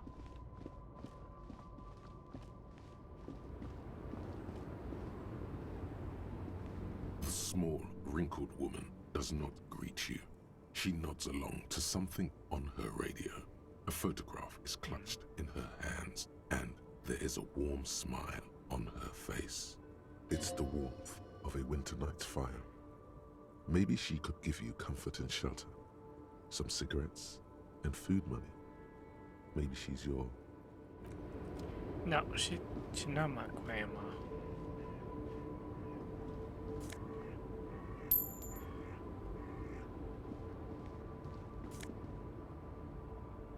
Nice.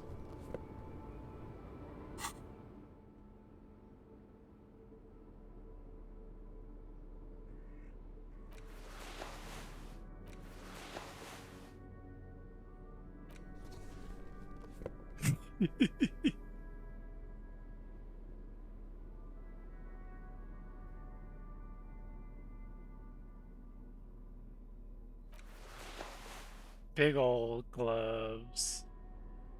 I see no downsides. Alright, this is a look.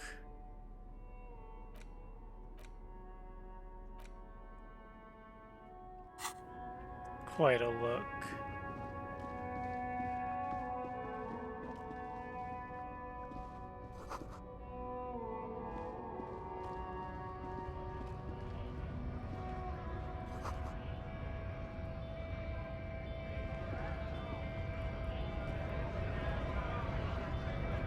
Where am I? What's up? Bastards! We have a right to work! I'm not getting involved. I don't see any reasons.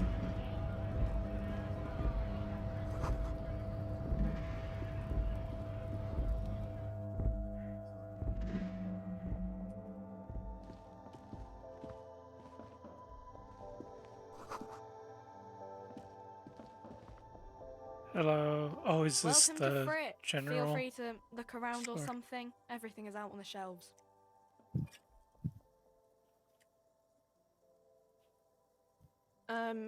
Okay. I'm not really supposed to be chatting. I don't really know anything. I mean, I know it's there, but I haven't seen it, so... Not really. Does it mean you knew no, him a I didn't know him little? at all. I don't know really long. I don't know. Poor girl. No need to worry. It's just standard procedure for us to ask around. If you hear anything, let us know, okay? Okay. Okay. Uh-huh.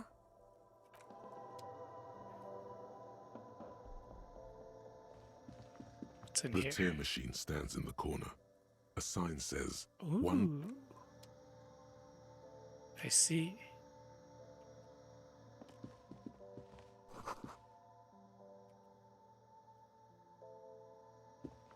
You see several packaged raincoats fill a low shelf beneath a display of croissants and juice bottles. The raincoats are transparent, except for the big Fritta slogan on the back. I got it. It's a raincoat. A small cabinet on the wall is filled with various medicine bottles, nasal sprays, and blister packs. They all bear the Saint Baptiste Pharmaceutics logo. Okay. Just ask me if you need anything from Saint Baptiste. We don't stock prescription meds, but we do have Nosafed, Duramine, Magnesium, and Hypnogamma. I don't know. Let's see. Nosafed is a nasal spray. Duramine is a really good painkiller. Magnesium is a dietary supplement. Hypnogamma is... I don't really know what Hypnogamma is. I guess it makes you feel less shit. It's recommended to use after lots of I partying, see. studying, or exercising. Uh-huh. It's this one. A colorful display of cigarettes and alcohol bottles line the shop wall, inviting you closer. There, in that dark green glass, all in vain. The great flowing river of warmth, wine, alcohol, beer, alcohol, love, alcohol. Oof. Get out of here.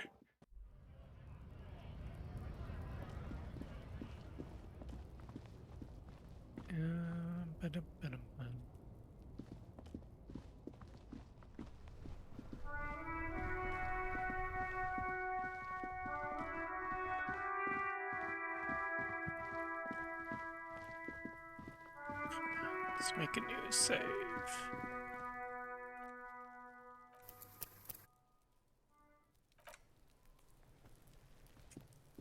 Oof. Come on, Kim. I guess we're going to the harbor? Try to get my coat.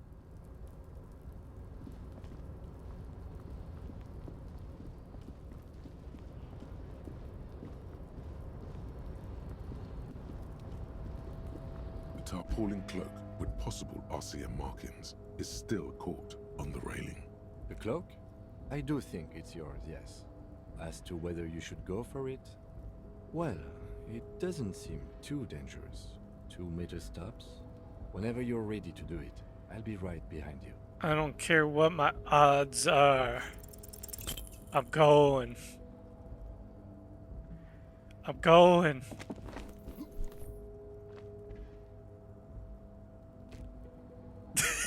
No, no. That's still too high. What were you thinking? You're not a gymnast. You're a boxer. God. And you've climbed way too high up here. You could have died there. No. Shit. I'm failing you. This wasn't part of our deal. Hey! What happened? I understand. We can always come back when you are feeling better. Okay. It's just a cloak after all.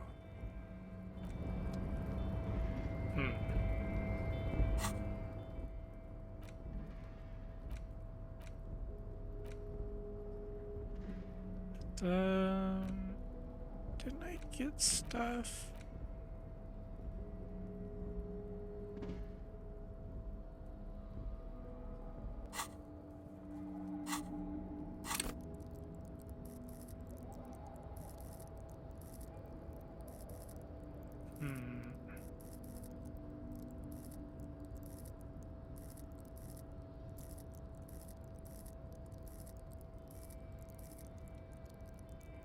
Give me one.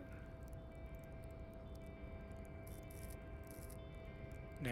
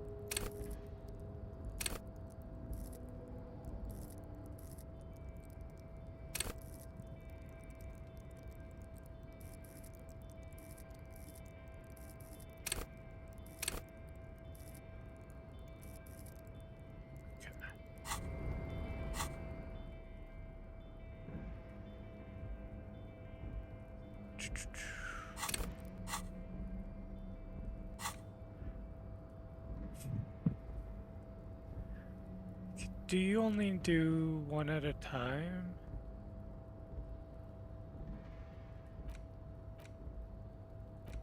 Hobo cop. Thought cabinet. Okay.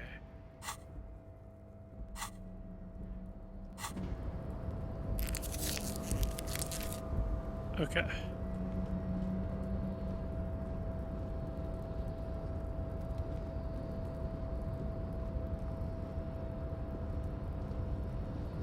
Well then. I guess I'm stuck up here because I couldn't make the jump. It's not even a jump. You can just scooch down that wall. A tarpaulin cloak with possible RCM market. Poop.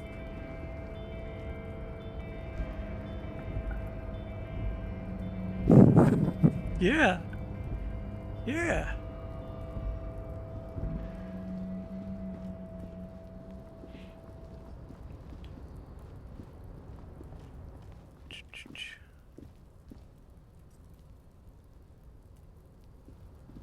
Well. Seems messed up. Gotta talk to people. Ugh. This trash container is locked.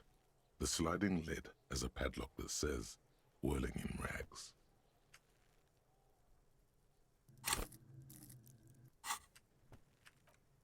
Oops, sorry. Woo!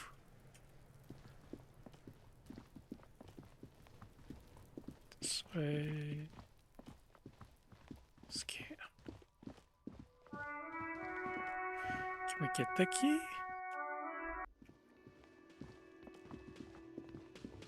Excuse me, manager. Can I help you?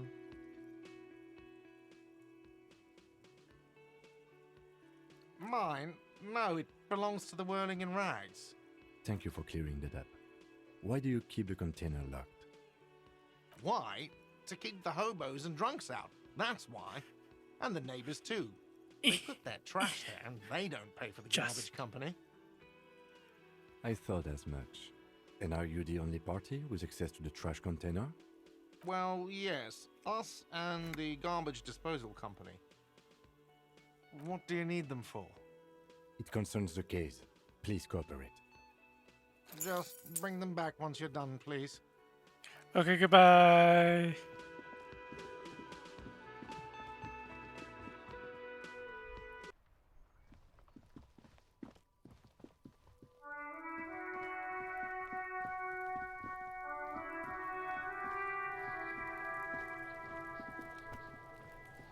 This trash container is locked with a well-oiled crack. The lock pops open. Don't. Maybe you shouldn't. I'm doing Maybe it. you shouldn't. Of course you should. This is your time to shine, Hobo Cop. Dive into that dumpster for extra content.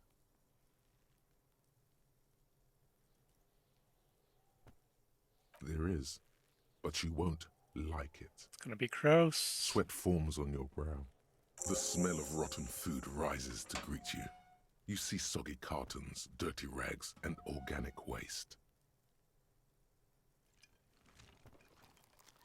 We're just in time. This hasn't been emptied for over a week.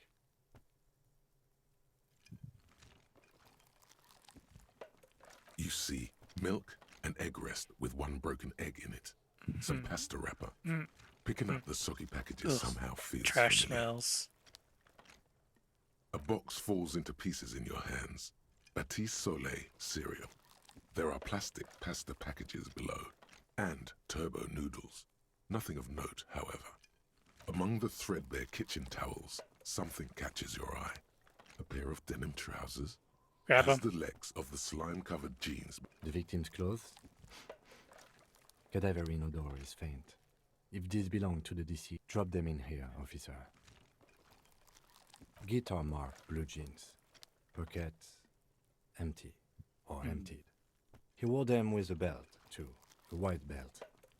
The loops appear stretched, but the belt is missing. That's it. Do you see anything else in there? Something slimy catches your eye. A drab, long-sleeved shirt, olive-colored, appears from the food waste, dripping with pus. This is a military-type overgarment. No label or serial number. This is the kind of rib-knit shirt that's worn over light armor to conceal it in an urban scenario. Anything more? The rest of the rags are just kitchen variety waste. All right. We should go to Gart again and ask if he knows who put the clothes in the trash. It could be as simple as someone from the hostel cleaning the yard. Or that one. I'd advise against confronting that force. The lieutenant nods. Then, wow, Hoboka. an Armistice caliber 50 knock cannon, half wrapped in paper tissues. So shiny. It's a giant rifle, and it's very expensive. Not as expensive as that fat string of pearls snaking around the rotten banana peels, however. And is that Cordon Electric's preamp with Electra F2 tubes? It is. That catches quite a price. We're talking 12,000, easy. Unless you're into hi-fi yourself.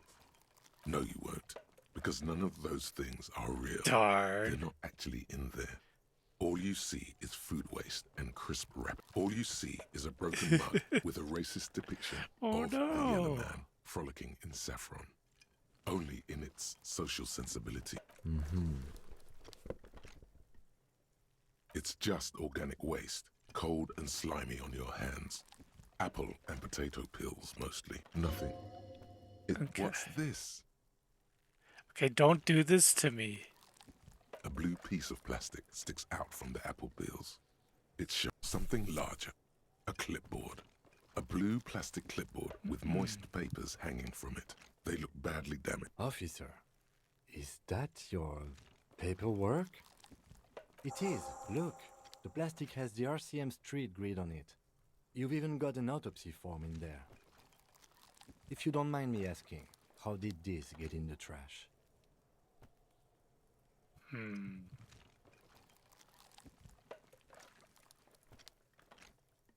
Well... His eyes express a rare condolence. Lucky we found it. You should take stock of what remains, just to be sure some has not made it into the hands of the RCM's adversaries. Organized crime and the like. There might have been police secrets in your notes. It would also not hurt to start taking notes on the case. Now, tell me what your eagle eyes see. Some items, such as the ledger you found, are interactable. Go to your inventory. The container sounds a muffled gong. That's one thing off the list. I think we got it all. Let's see.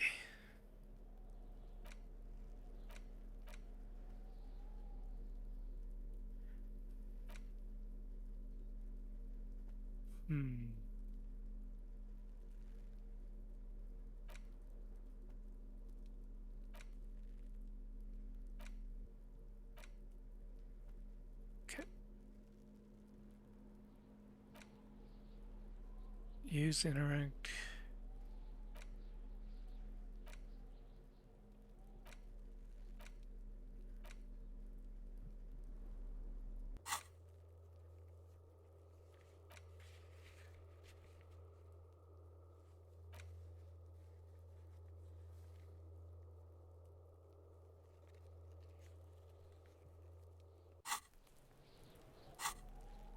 Inventory. An intricate web of blue lines stretches. The pattern still kind of has an ethnic feel to it, but nothing familiar. Gone. For you to discover. You've gotten as far as you will without assistance. Someone close to the victim might know.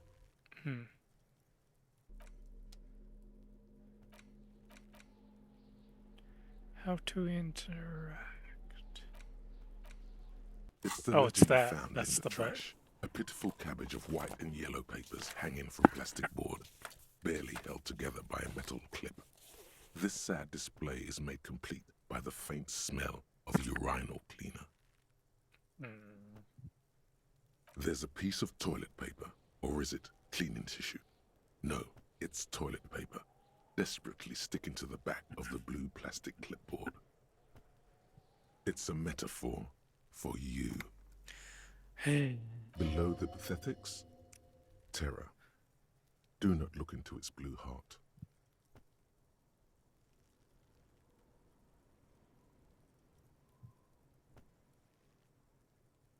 It's made of dark blue plastic, hard enough to beat someone to submission with. The edges are rounded, however.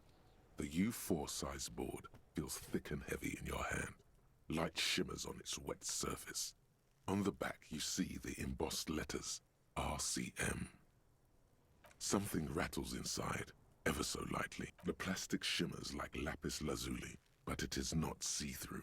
You cannot see to its center. Blue. The blue heart. Don't look into it. With your hands, you 4-sized pages hang from the clip screwed to the top of the board. The two sides of the board appear slightly misaligned, like a drawer that's come off its slides. If you bend the plastic on your knee, slowly, the slides snap back into place. It should be possible to just, you know. I have to know. I'm too curious. Without resistance or sound, the two panels move against each other. The compartment is now open. 2 ticket stubs and a handmade postcard.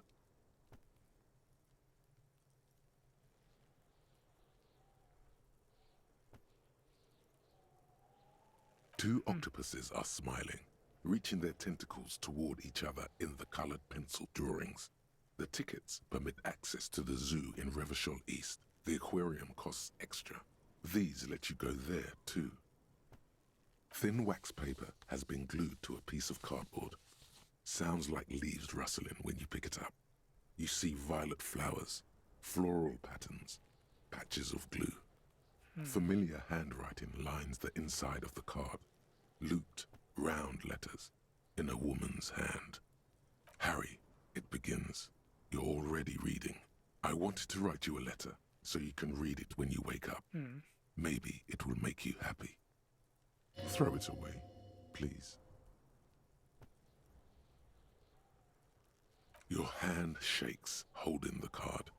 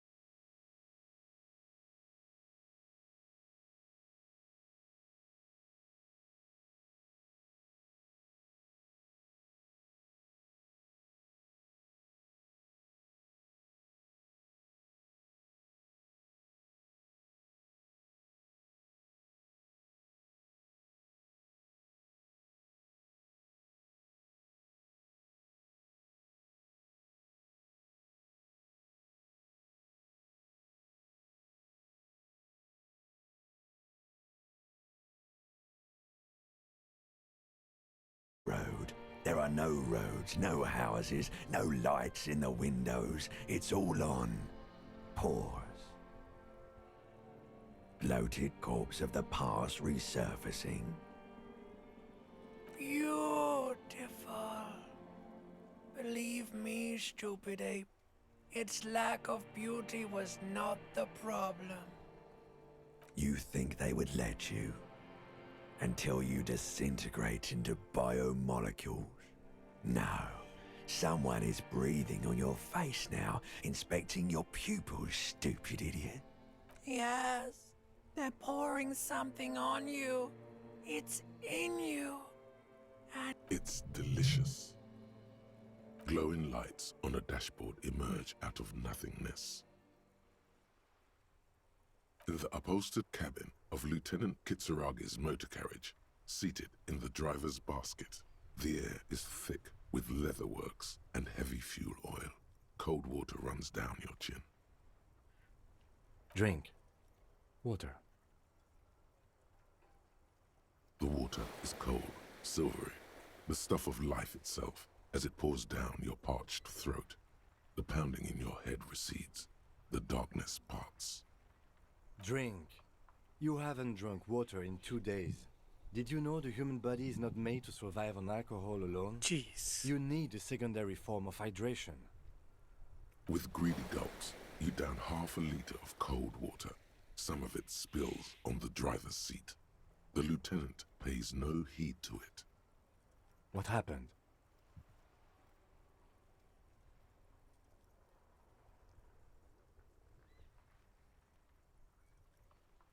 You were reading your paperwork. Then you passed out. I carried you to my kinema to take you to a hospital. Then you came to. 10 minutes, maybe. That does sometimes happen. You dropped these. Are you okay to proceed? Good. Experience. The Ledger of Failure and Hatred is a special item that can be used both as an interactable and a tool equipped in your held slot for skill bonuses. Find it under the Tools tab in your inventory. Such a neat game.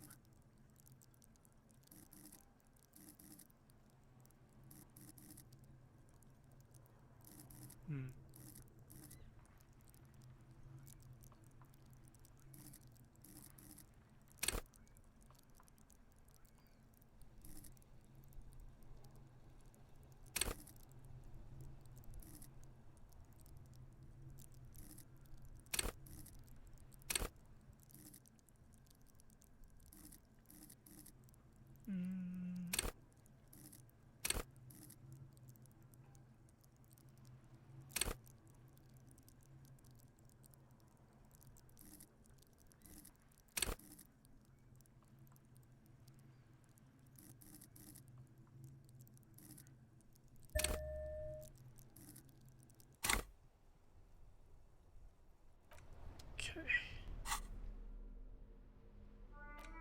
It's just a racist mug. What's there to read here? Not much. Oh boy, here we go. What are you going to say about a broken, tossed-away mug that you dug out of the garbage?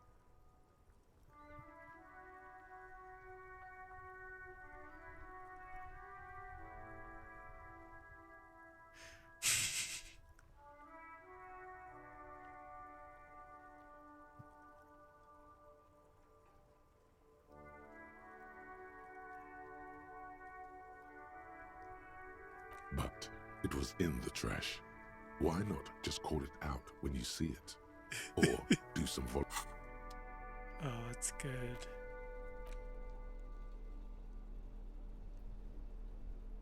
It's the ledger you found in the trash. A cabbage of papers. Oh, and the cool piece of toilet paper is stuck to the back. An aluminium block runs the width of the board, biting down on the paperwork. The surface is interrupted by a silvery sticker. It's rectangular, sparkling with iridescence. You don't know how you didn't notice it before. What? That thing. It's a halogen watermark. We use it for adding information to RCM property. Any capable light with the right wavelength will do. All RCM vehicles have headlights designed to reveal halogen watermarks. Mine too. This means you can read the watermarks if you just turn the lights on. Okay. It depends. Aside from an anti-counterfeiting stamp, mine has my station number and address. The information varies by date of issue. How many years you've been on the force, he's thinking. It'll have that. Okay. While a bunch of sodden papers sag from the clipboard in your hand, it's a sorry sight. They're not exactly white. They're yellowed in patches by sunlight and alcohol, and covered in dense blue handwriting. Ink escapes into watercolor patterns, reaching its tendrils across entire pages. The paper itself is checkered, with faint red lines, forming short paragraphs. Once in a while, there's a red stamp that exclaims, "Case files, commit to paper." The case files themselves are plenty.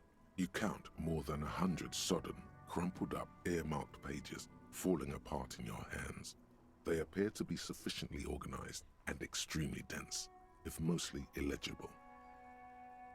Work, strife, poverty, the Jamrock Quarter.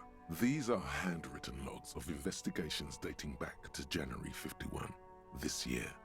The exact number is hard to estimate due to missing pages and an odd naming convention. But there are at least 20, maybe 30 cases undertaken, not completed, mind you. Yes, it appears you employ a, shall we say, robust yet literary system. Each investigation has its case number written on the margins, yet, still more tellingly, most are accompanied by a name. Yes, all caps. One is called The Next World Mural, another The Square Bullet Hole Murders, another yet The Unsolvable Case. Others appear more light-hearted. The guys on a couch in an unexpected location, and the murder at the Uka parlor, even the rare article-free collapsing tenement. Murder features prominently throughout. You like this grimy murdering, don't you? It's going to take an effort to piece these case files together, but it can be done once you're done inspecting them up close.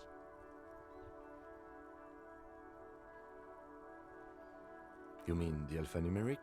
Officer, precinct, time of arrival at the scene? Good. But do you also use the titular? Well, so do I. In our defense, officer, almost everyone in the RCM does. It's a holdover from the early days of the RCM, right after the revolution, when the organization had little idea how to do things. It persists in an unofficial capacity. Officers use these titles to refer to their work among themselves. Again, in your defense, I seem to have named one, the man with the hole in his head. That was a real person. His death was real. Still, I named it that, to amuse myself. I pray his loved ones never find out. Rail spiked through the head. He died. It was a workplace accident. There is, for precisely one more. 15 pages near the end remain untouched by the damage. The checkered grid forms a structure of passages, breaking the case into subtasks to accomplish. The tasks you've completed flow out of the pen in a brash freehand similar to the rest of the letters. The wording comes easily. It's almost robotically simple, a language developed for mental rigor and simplicity. Inspect the victim's body. Get the body down. Interview the cafeteria manager. A satisfying slash sounds across the paper. You're done, it seems to say. And you? Things to be done and things already done. The composition of reality. This is an extremely useful tool for a detective of the citizens' militia. Now all that remains is to name the case. No, actually. Any ideas?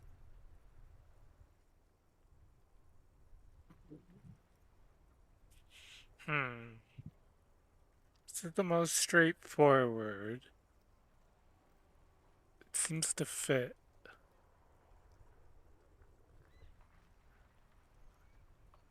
Great. That's great. That's actually what I was thinking too. The Hanged Man. Good, strong name. We have a very good name for the case now. I'm going to start calling it the Hanged Man. It's good we sorted this out. Hello. I am okay. Playing disco. How are you?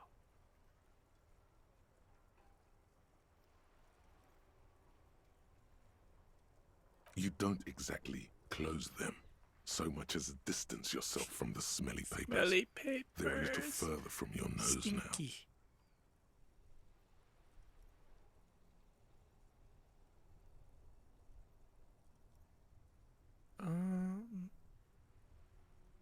It's going. What brings you around? I had a lot of scuff to start off, but tried some settings and have been going since. Getting a little sleepy though.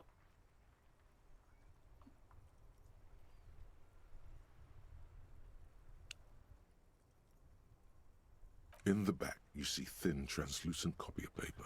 Some neon yellow, some bright red, all covered in boxes, like marching armies. These look like official forms, waiting to be filled out. 3. The topmost are misconduct fines, the middle ones are station calls, and the bottommost are field autopsy forms. Each is easy enough to make sense of. A dozen pages of thin copy paper, bright red in color. You see the parameters of a deceased human form, waiting to be filled in. Age, sex, condition of internal organs, color of the irises, predation marks, condition of sexual organs. These are quite sinister in turn.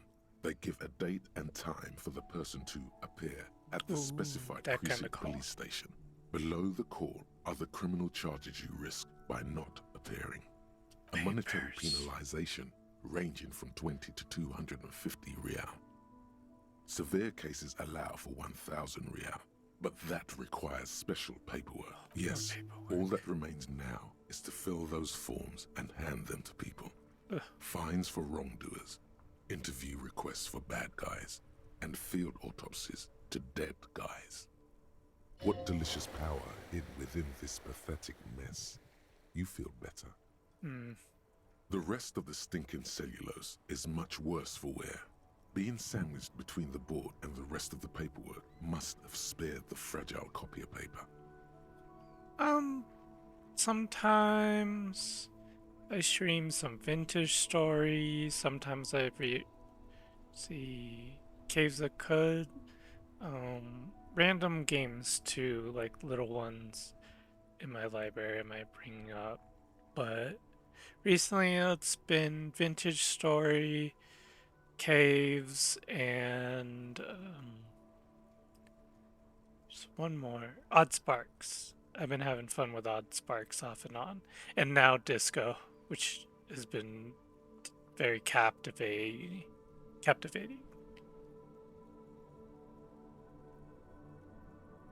It's just toilet paper sticking to the back of the plastic clipboard. You can take it off if you want. Still wet, the toilet paper peels off the plastic easily. All you have to do is shake it off with your finger and voila! The ledger now looks marginally better.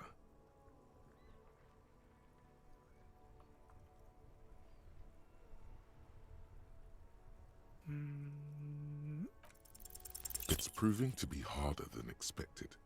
You just don't have the intellectual rigor to patch the quilt back together. Try again later. Okay.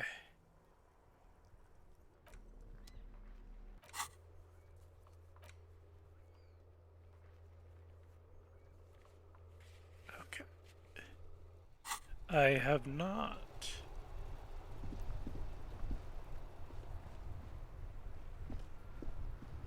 Inside, you see a set of steering levers, a radio microphone, a pull-out. All right. Ready? I turn, you press start. It's next to the preheater. He's downplaying his excitement. The lieutenant is more than happy to show off his precious carriage.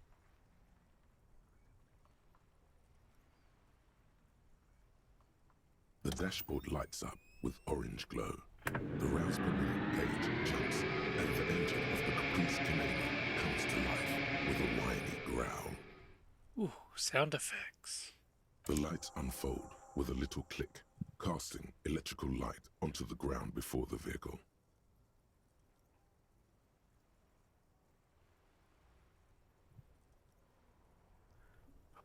We turn on the There lights. you go. I'll turn them off from the remote once you're done. We just need to stand in front of the machine now. Okay.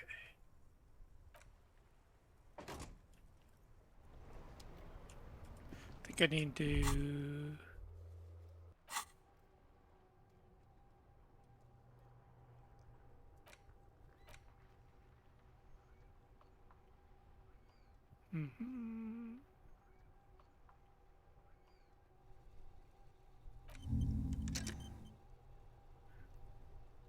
My favorite game right now probably has to be Caves of Good.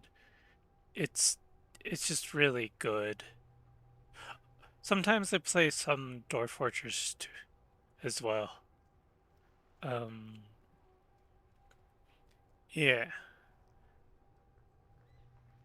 I'm probably gonna look into playing some old games.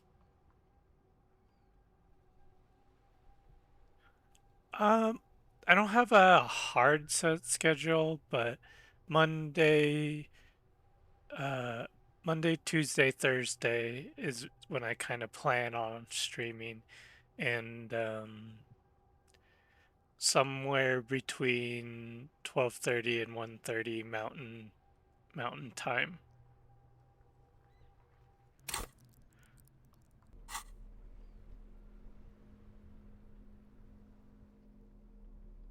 Mostly just to help give myself a schedule and practice talking some more and stuff.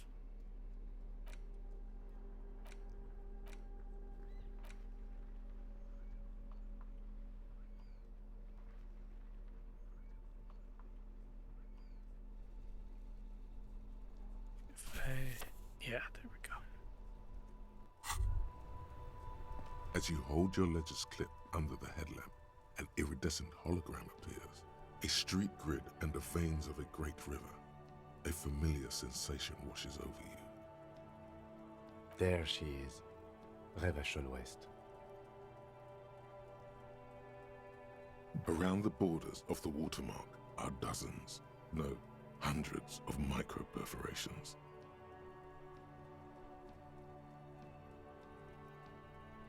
The rectangular watermark is overlaid with the logo of the RCM, and yet the major arteries of Revachol are all recognizable. They shimmer in the Kanema's headlights. A rat brazenly darts past you and disappears amongst the stopped lorries. In the distance, a child somewhere shrieks. A woman reprimands her in a voice no quieter than the child's cry.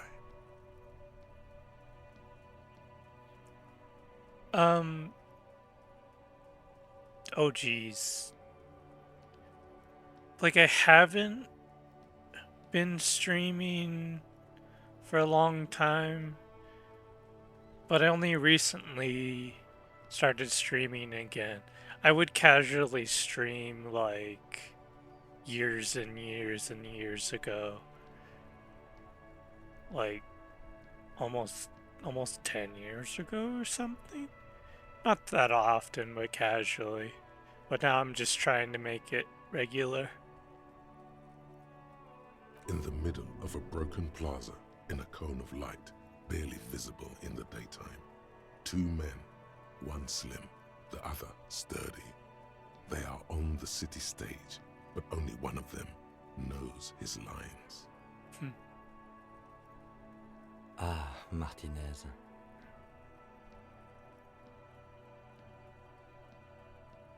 Let me see. Right here.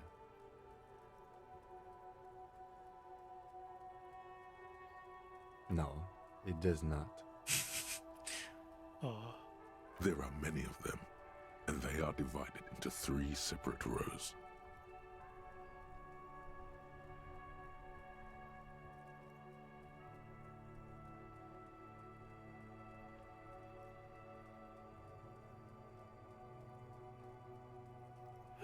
Learning how to do things. Feeling good about it. The first row has 18 dots. The next is the longest. It runs all the way around the border, and then some. There are so many, it's hard to count. More than 150, at least. Maybe even 200. The last row has 3 perforations. That's it. Those are perforations. They represent your record as an officer of the RCM. They are your statistics, as it were. I should have guessed you'd keep a record. Officers often do. Let's take a look. Maybe sometime. Yeah. I'll check out your profile when I'm not streaming later.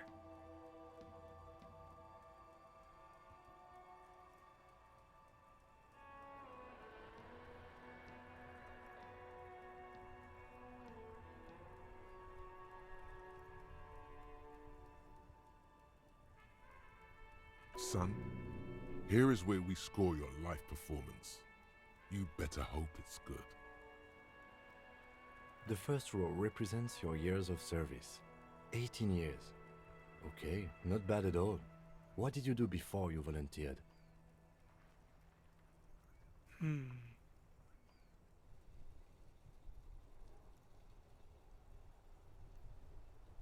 That's what it says.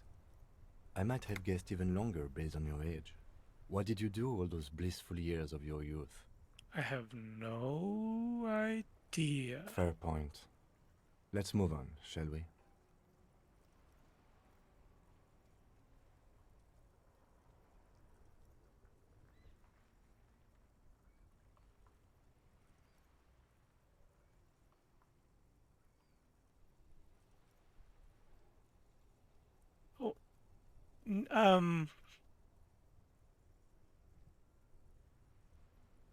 No, Chris, I don't feel comfortable giving it out. But I can go take a look about what you did and stuff on your own channel. Also, hello, Echoes. Yes.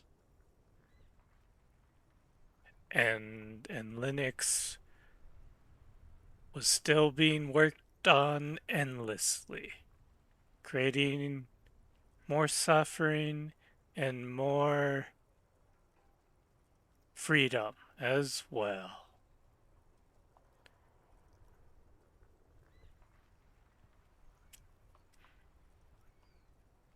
This next row, the one that wraps all the way around, is your number of closed cases. Closed is good. It means finished. You've got, let's see. Wow, more than 200. It's quite a lot, even for someone who's been on the force for nearly 2 decades. Usually, clearing more than 10 cases a year puts you in the 90th percentile of all RCM officers. Right. Those are your confirmed kills. You've got precisely 3 perforations there. Confirmed kills? That sounds pretty evil. A drink would soften that feeling.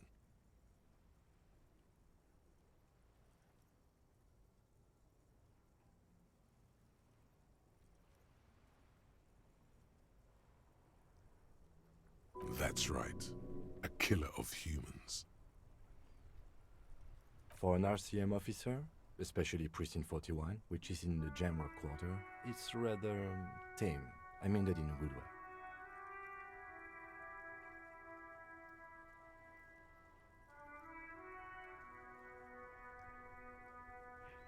Yeah, I was just trying to be polite just in case it wasn't.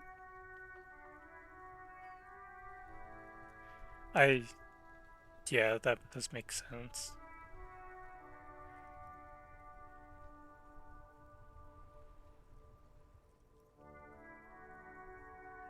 What's it feel like to kill a man? Did the Linux tag bring you around?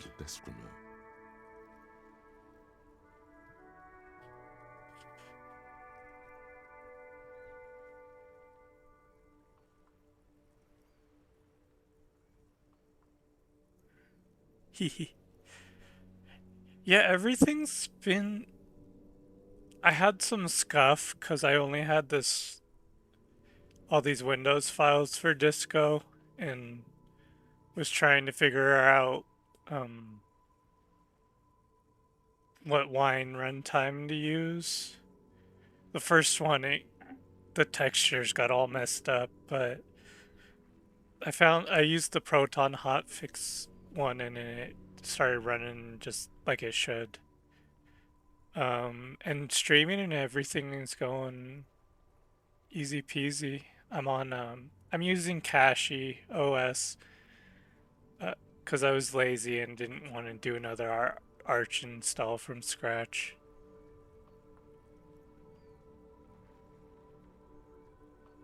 Honestly, babe, says John McCoy, crossing his ankles over said desk. I don't feel anything anymore. It's just like brushing my teeth. I do it once or twice a week and don't really think about it. There's no trace of guilt in his voice. There are certain officers who treat their kills like some kind of ghoulish game. If they do happen to solve a case, it's usually by accident.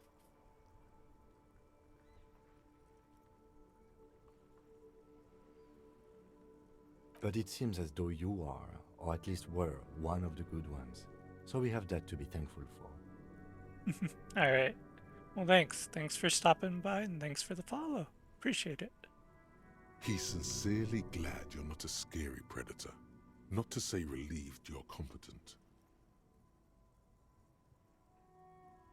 Everyone has their own method of coping. Some more effective, or self-destructive than others. Personally, I find it helps to keep up a few hobbies.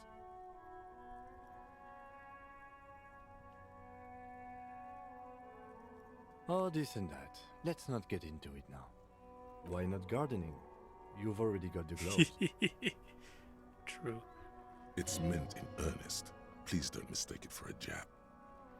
The lieutenant nods. Right. I'll go turn off the lights. You can now see your statistics on your journal page, to the right of the task description. Okay. Stats.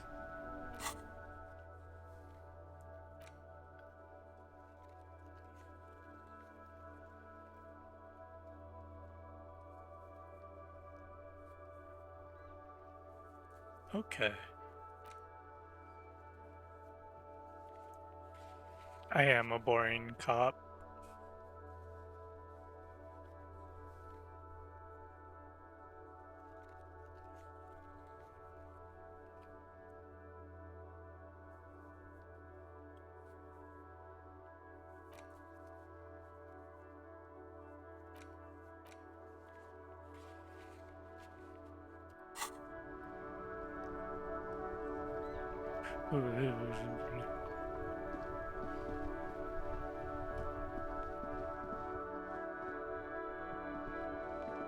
What was I doing? I'll give the key back. I should save.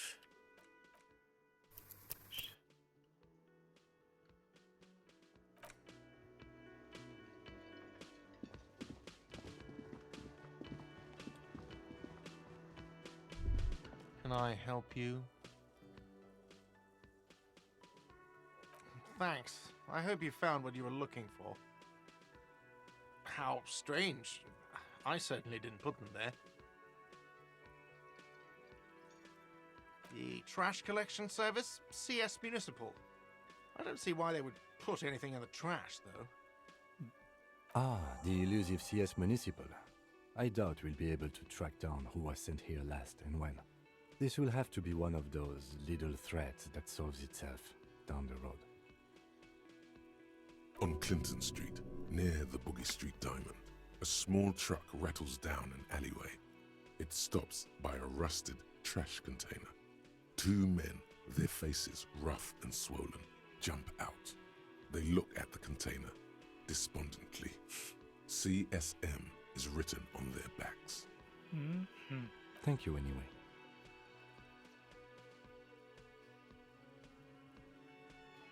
Sylvie had the keys before I got here, and I can vouch for her.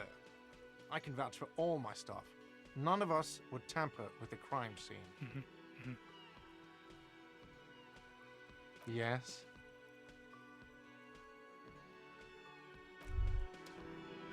You should totally sing karaoke here, the first chance you get. Your emotions need to be expressed. People need to know your vast, oceanic soul.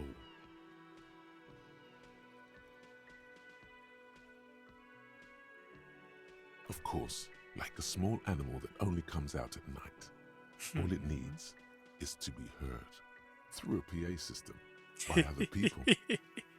God, this game's good. Whether they like it or not, ram it up their ears, says your adrenaline gland. Violently express yourself.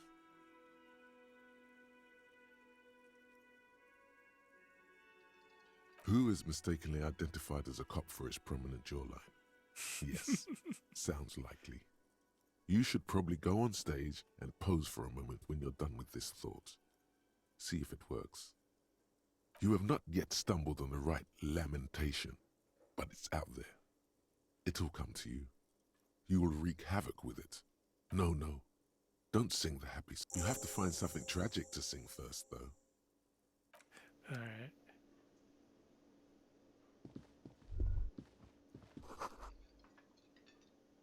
Yeah.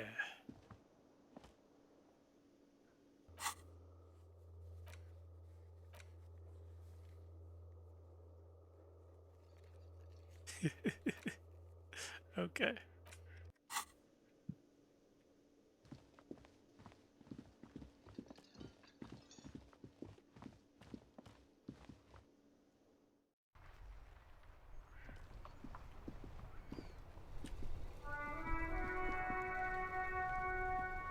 Hello again, officer.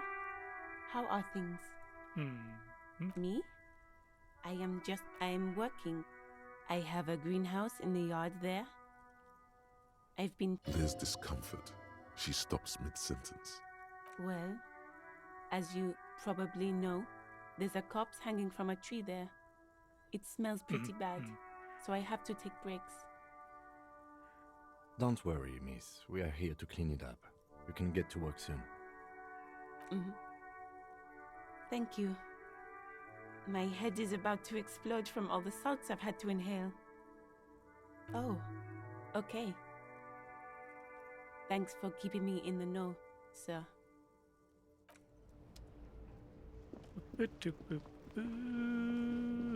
Okay, Kuno, give us the secrets.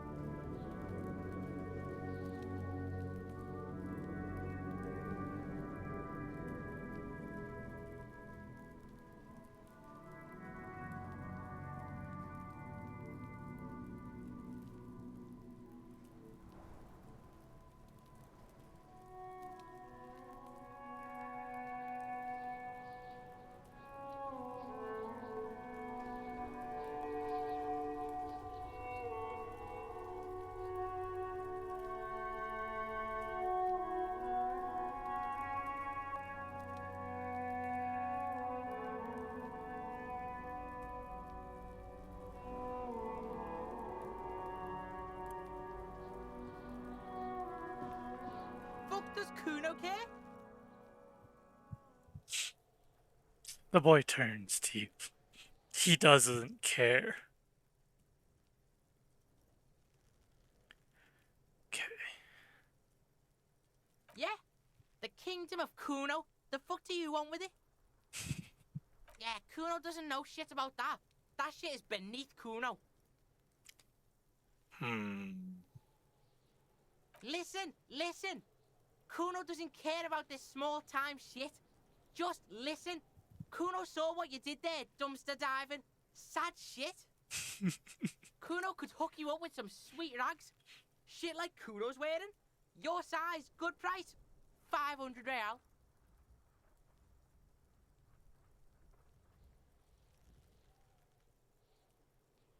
Look, Kuno ain't seen shit lying around, except for that up there.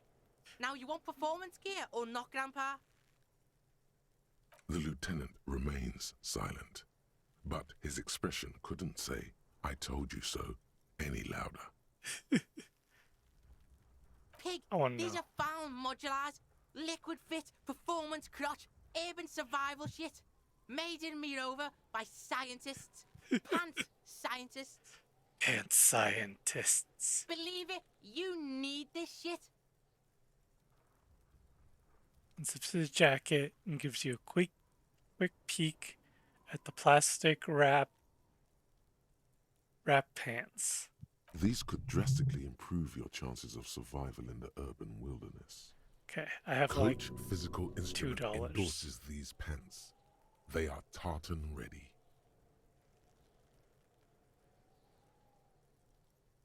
Alright, Pico, shit's rolling. Don't do business with the pig, Kuno. He's gonna steal all your money, Kuno. As you can see, Kuno and C don't trust you. Can't do business without trust. There's more to his distrust than being a pig. He feels threatened by something obscure in you. What that is, however, remains a puzzle for now.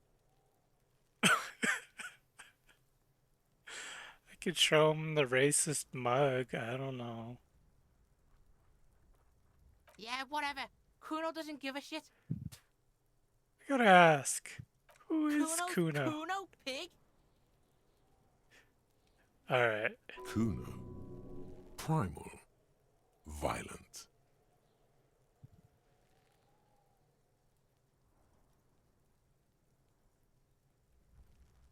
Yeah, think about it.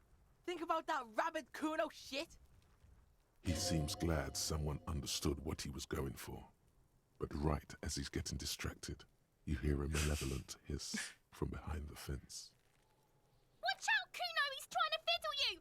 He's gonna put his hands on you! Help! Pig's got Kuno! Help! No! Help! He's got the Kuno, help! I'm just gonna leave. Get out of here before the Kuno beats the Yeah, that's right. Drag your... Bang! My morale!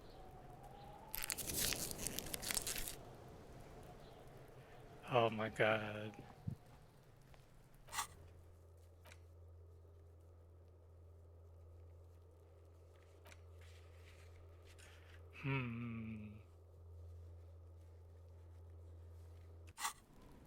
We could call Sylvie. Do do do do. Ooh, ooh, ooh. Huh. Oh, you can look both ways before crossing the road. Nice. Inside, you see a set of steering levers, a radio microphone, a pull-out toolbox. This is Precinct 57. How may I assist you? Of course. What is the number, officer? Yes, hold on. Her number is 005 1944 298. Received. Hold on, officer.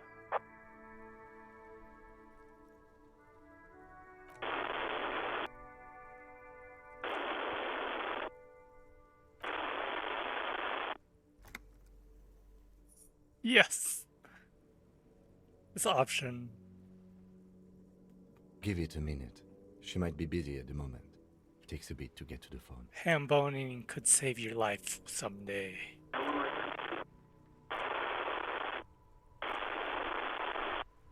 Officer, I have Sylvie Malaika on the line for you. Yes, hello?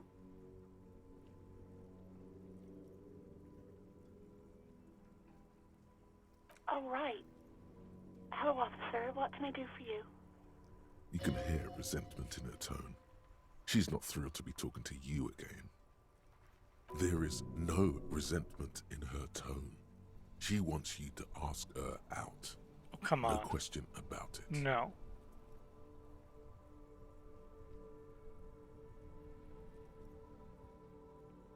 No, not me.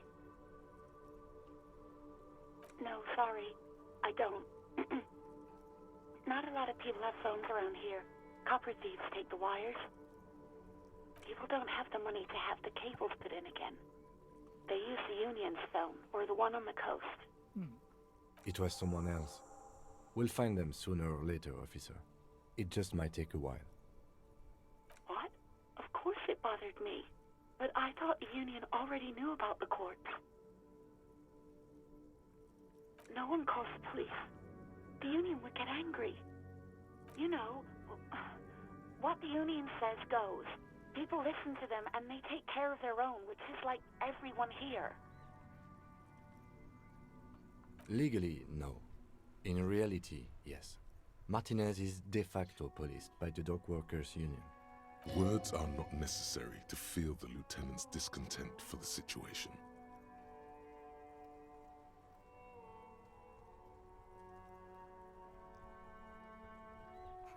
I don't know what to tell you, officer. I didn't call you because I didn't want to get in trouble with the others. With the Union. I'm sorry about that. Yeah, go on.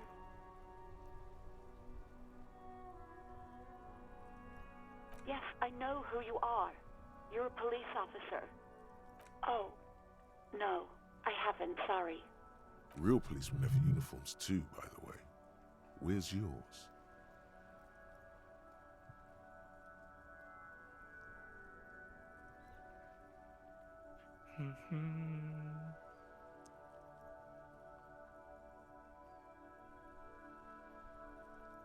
He's in plain clothes, voluntarily. It's different from not knowing where your uniform is. There are officers who wear the signature Perseus black uniforms to the highest ranks in the RCM and end up buried in them as well. Others do it more casually. Looks like you're one of them. You mean, why did I leave the bar? Honestly, I'm not really comfortable discussing it with you, sir.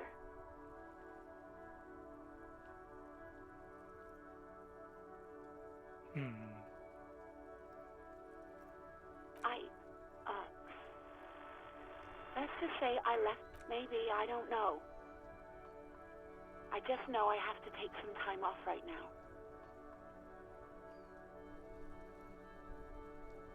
I do hope so. Please, don't call me again. Bye. Yes, you have obviously done something to upset her at the Whirling in Rags, when she was still working there. I'm not mad, it's just, you were so drunk and so emotional all the time, and then the skua thing happened. It just made me want to quit. The stuffed bird, the great skua, you threw it against the wall while screaming, "Fuck that bird," and laughing like a maniac. I think you said it had been giving you shit ever since you got there.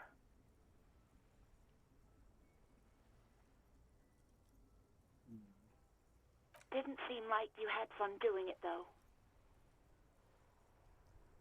You hear a sigh of relief on the other end of the radio.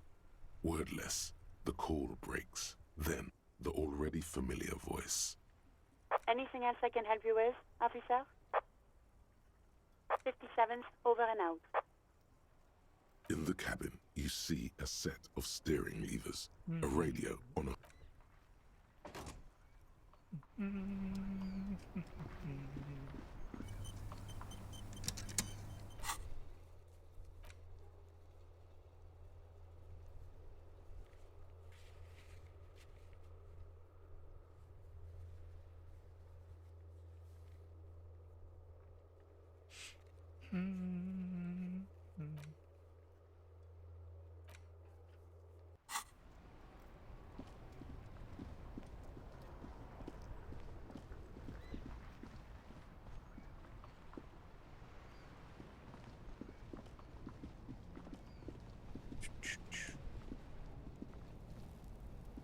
Back already?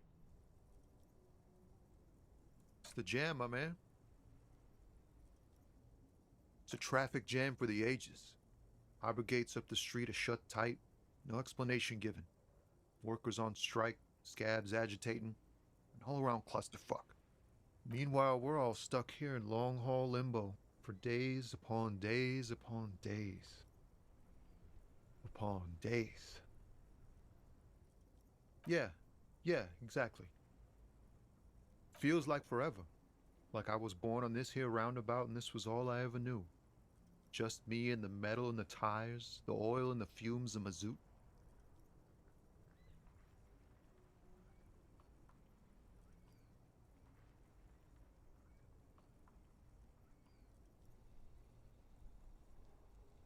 Yeah, imagine. It's been a whole week already. Behind the laugh, however, a touch of sorrow. So tell me, what do you need?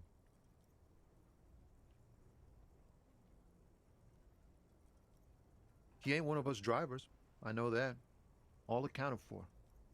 Otherwise, I haven't really asked about that. Been wasting time right here.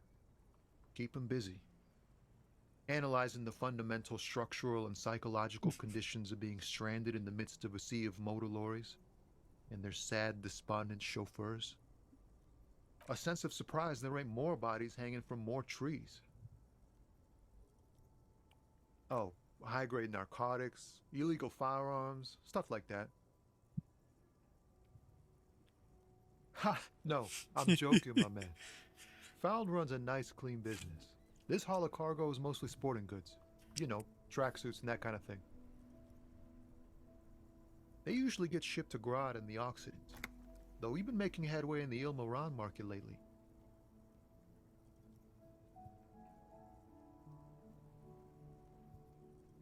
This rockin' beauty. Sure is, like a rash you can't get rid of. You interested in heavy-duty cargo machinery? Neat. For carrying large quantities of cargo a long distance. These found tracksuits need to find their way to the kids way out in Wamrau and Loran Bird somehow. There it is again. A little touch of sadness beneath his cool. He thinks he's spent too long in this lorry. We're pals and all, but I can't just freely hand out the merchandise. The bosses won't be happy. There's no denying it. Your body needs to feel the touch of some good performance wear. The man taps his fingers rhythmically against his arm. It's like, whatever's going on over at the docks. Workers got a blockade set up, making demands, no way in or out. Some pretty wild stuff, I hear. Like a giant new power crane in half the company? I forget what exactly. Good on them, I guess. I've heard talk there's a company rep in town, too. Like, a strike negotiator type. They'd know what's up. Precise demands and so on. Ah, yes, from the Wild Pines. We'll meet her soon enough, I'm sure. They want to keep that money flowing in, my man. Ka-ching. Anything else? Yeah, this ain't really my area of expertise. I just do my job and get paid. Us lorry drivers. Camionneurs. You still hang around here waiting for this mess to end. Most have scurried off somewhere to get drunk or high. Or laid. Not that I blame them, really. Not my thing. Chasing transient pleasures is a drag these days. I prefer the examined life now. Thinking, reflecting, observing. What's better than chasing transient pleasures? The more transient, the better. When one's ended, you can get onto the next one.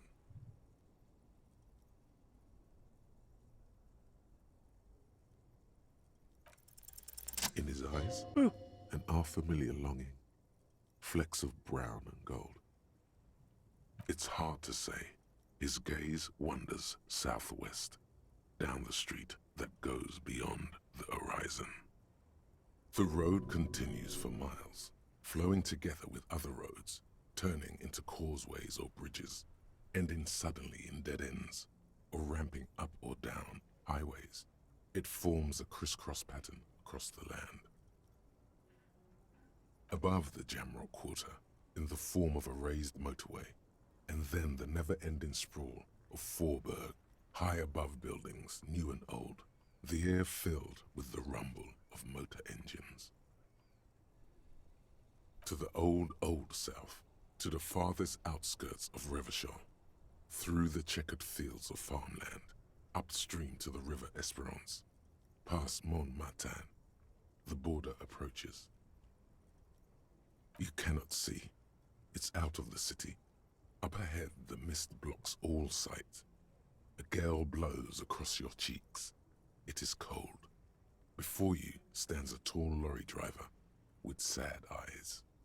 Excuse me?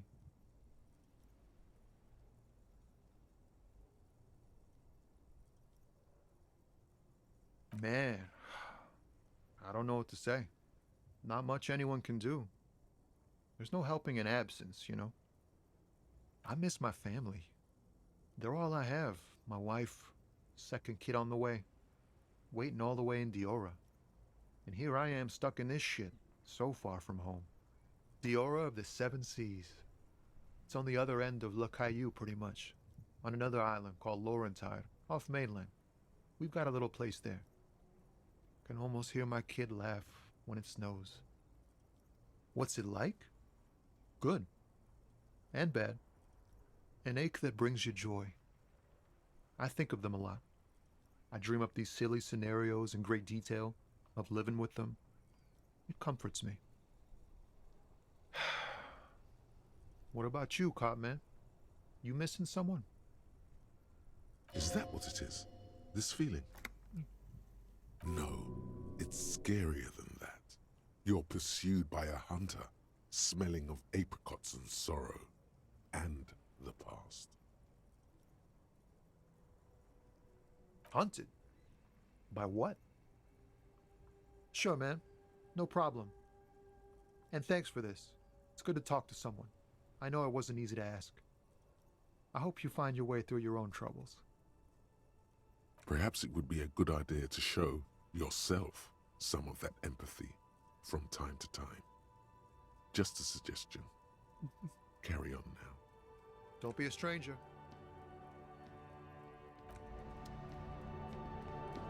This game's good.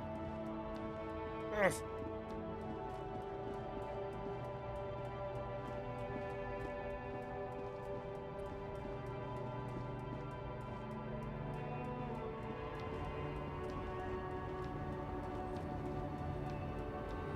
The woman still has her eyes fixed on the photograph. In her, nothing. Her smile just keeps widening. Her hair is gray like lead. No, this one is a monster in disguise. No response. Wherever this woman is, your words fail to reach her. Wait.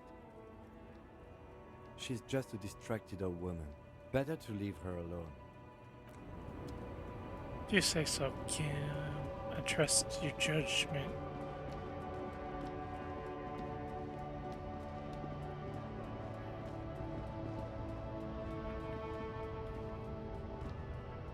Ooh.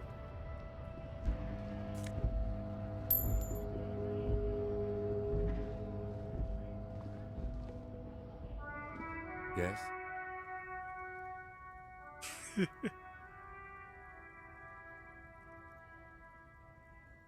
No response. He just arches his brow.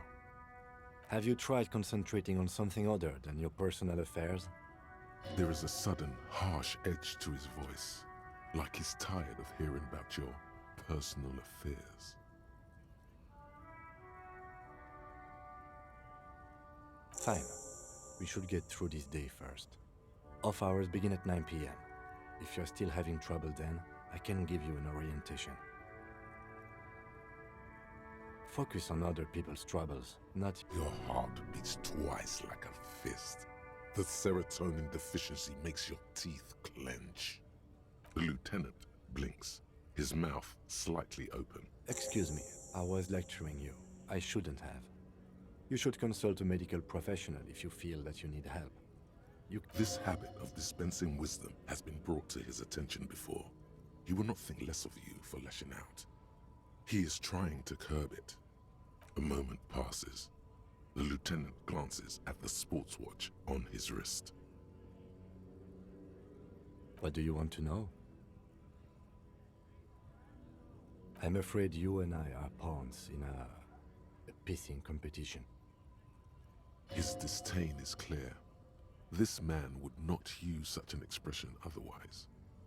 You don't know? I assumed you were in on it. Better still than an imbecile cop-off. What's there to say? It's just stupidity. The cop kind.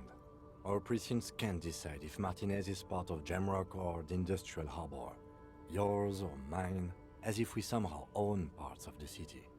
Typical street gang mentality. So we've let the Union make a mockery of law enforcement here, and now it's come to its natural conclusion. Well, sort of. It's less a matter of who gets to police Martinez than who has to. It's an orphan district, in other words. I think the dispatch desk just told both our stations about the hanging. There was quite the brouhaha at the 57th, I can tell you that. Time to settle it, they said. Cop off. But I assure you, I am not their finest or toughest, with 102 cases solved. What I am is least interested in a pissing competition. So he volunteered to represent the 57th, but not out of competitiveness. On the contrary. Martinez? Nothing. It's just a puddle at the end of some drain pipe. No one cares about this place. They care about sports. Most of our colleagues don't even know how to get here. North of the interchange doesn't exist. A tremble comes over you. Another after effect of ethanol poisoning, perhaps. Feels like leaves do when they rustle in the breeze, somewhere far away, below the turbine. The 41st and the 57th. The lieutenant was right. It's not about who gets what's north. It's about who doesn't. Yes, it's a wholly pointless matter. Forget I ever mentioned it. He's actually glad it's addressed now.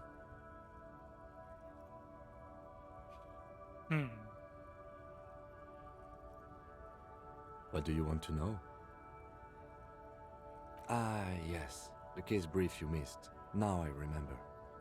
3 days ago, the RCM Emergencies Desk received a report about a security guard who was found hanged in Martinez. An anonymous caller said there was a dead body behind the Whirling in Rags hostel cafeteria. The cadaver had been there for 4 days. No one had come to investigate. During that time, the victim had been stripped of his belongings. The caller did not identify him, but used the word lynching. There is an ongoing labor dispute between the local dock workers and the logistics company Wild Pines. I was told we should approach the death as part of this dispute. A security guard or worker of some sort hired by Wild Pines. This was just hearsay from Martinez, of course. We need to find out the truth. They didn't identify themselves in any way. The tone was muffled using a device of some sort. The desk could identify neither the caller's age nor sex. There's a strong prejudice against involving the RCM in what's seen as union matters. The dock workers' union is the de facto police in Martinez.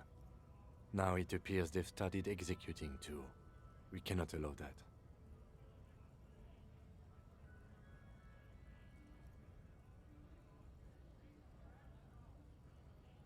That's us, the Revachol Citizens Militia. We're the police in this city. That's right. No, it's not a particularly mysterious case. The deceased is a security guard for a corporation involved in a labor dispute. It doesn't take a DeLorean polymath to put the pieces together. I just don't see the case getting more mysterious than that. It was difficult to put the pieces together.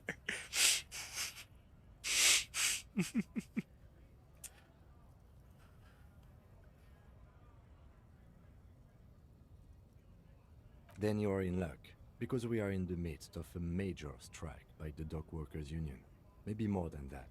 The union clearly wants a piece, not just of the industrial harbor, but the Wild Pines Corporation itself. I expect the case itself to be less challenging than navigating these community matters. This district isn't used to the RCM's presence, and the union rarely overplays its hand, as it appears to have done in this case. Good. Okay. Me? I don't see how my life is pertinent to the investigation. That's a fair point. All right, for the good of the investigation, what do you want to know? That's correct. That makes him a Beano-clad, completely uncocked material, if you say so yourself. Are they? They are mostly just cumbersome. You could use a good, normal pair yourself. No. The lieutenant nods.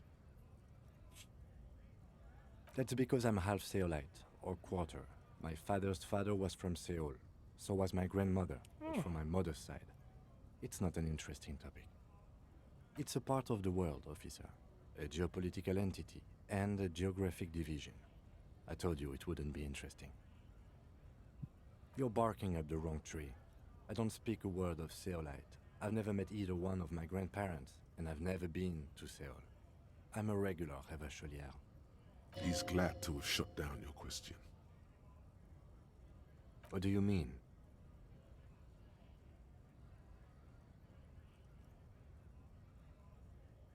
I have no idea what you're talking about. I can't say that it does, no. When I need to think, I just use my notebook. The lieutenant produces his small blue notebook and idly thumbs through a few pages. That's where his conversations with himself take place. You're super lucid, yet psychedelic. You don't need office supplies to connect to your nervous system. You're special. Good. Let's change the subject.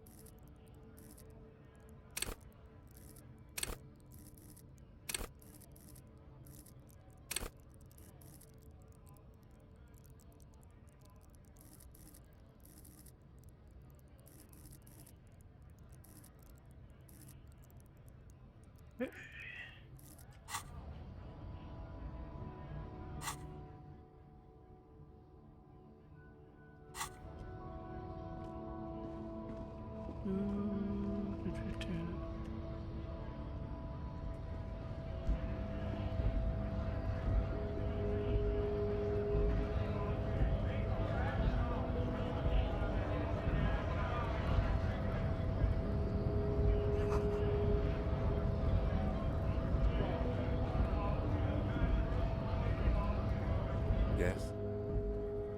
Oh, that's not what I mean. Excuse me?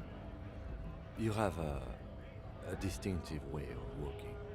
If I were to walk in front of you, we would... A moment passes. Bastards! Hold up and stay frosty, everyone. Cops are here. Okay. You here to fuck with us? Beat the honest worker down. We're here to fight for a cause. Stripes usually have problems with people who have causes. Good. We're fighting for a cause here. Right! Besides, we're not that different. It helps if people see us talking, cops and strikebreakers together. Shows authorities are on our side. Builds confidence. Maybe you should ask them the questions. We have families to... So do we, Scab.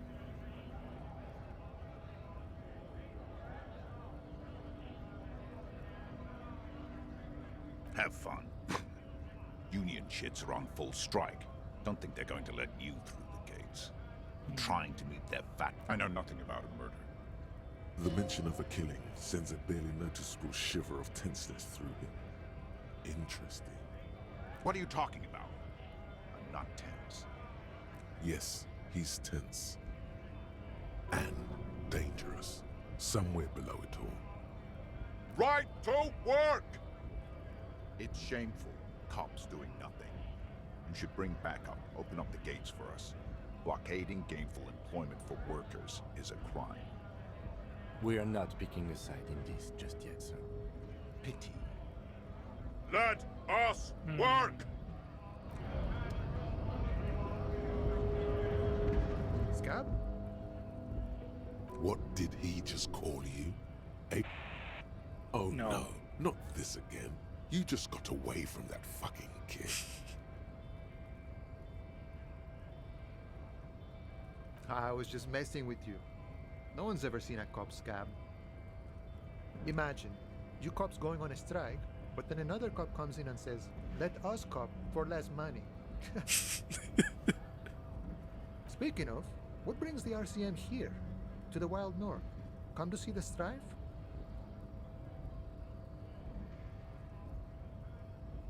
Murder, huh? That sounds like a lot of hard work. You'd never see me investigating a murder.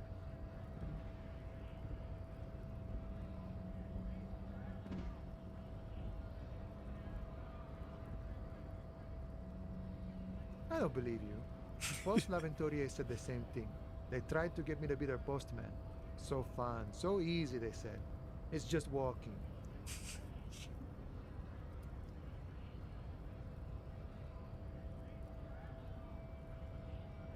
It wasn't. I'm doing much better here at the harbor.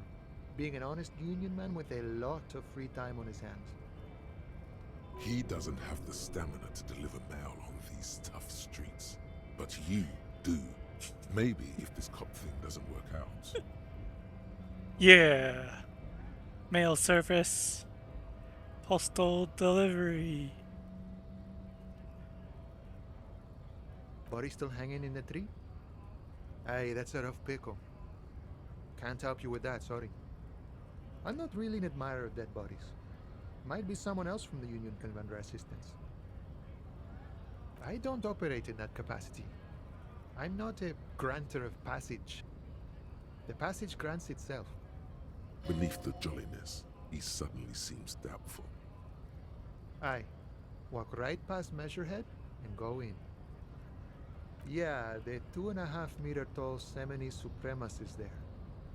Walk right past him. Then press the button to unlock the door. Then go past him again. And you enter the arbor through the office. Está. The man whispers a jaunty tune. A coastal breeze ruffles his hair. You know, serious business. I'm sure the big boss will be glad to tell you. You'll have to ask him first. He's a chatty guy. Wants to talk about the strike. Return once you've met the union boss and are on a better footing with the organization.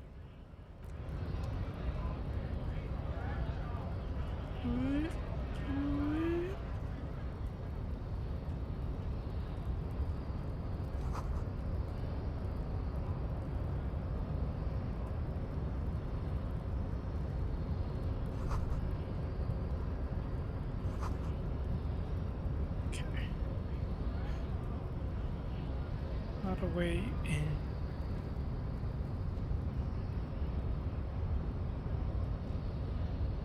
Nobody betrays your degeneracy. Yeah, Measurehead. His body totally betrays his degeneracy.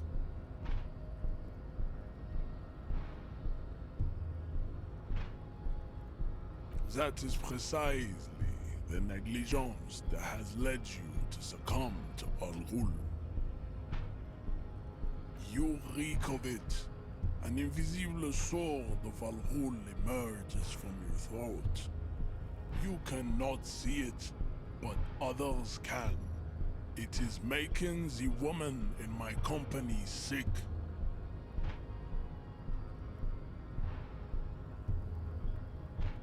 No, you don't. You need to get another drink. Occidental Haplogroup B4 is done giving orders around here. The influence of the ham sandwich race is waning.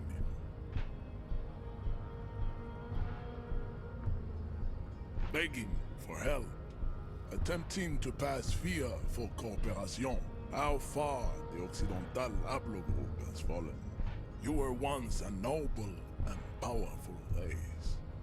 You gave the world eugenics, electricity, and powerful weapons of war like missiles and aerostatic aircraft. You made great gains in metallurgy, race theory, and statecraft.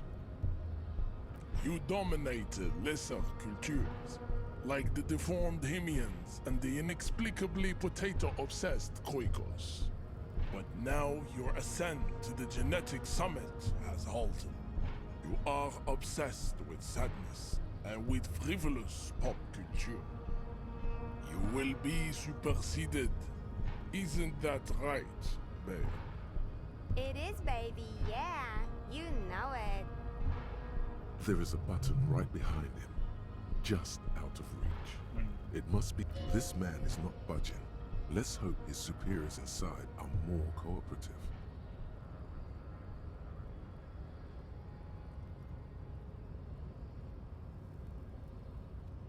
Enough with this begging. You should leave this. Bring your troops to the Simonine Islands and to Boogie Street, and the walls will be lined with butter. This is your chance. He's talking. Rip into him with a punch and... No, don't rip into anyone. You're sensitive. Remember? Communicate.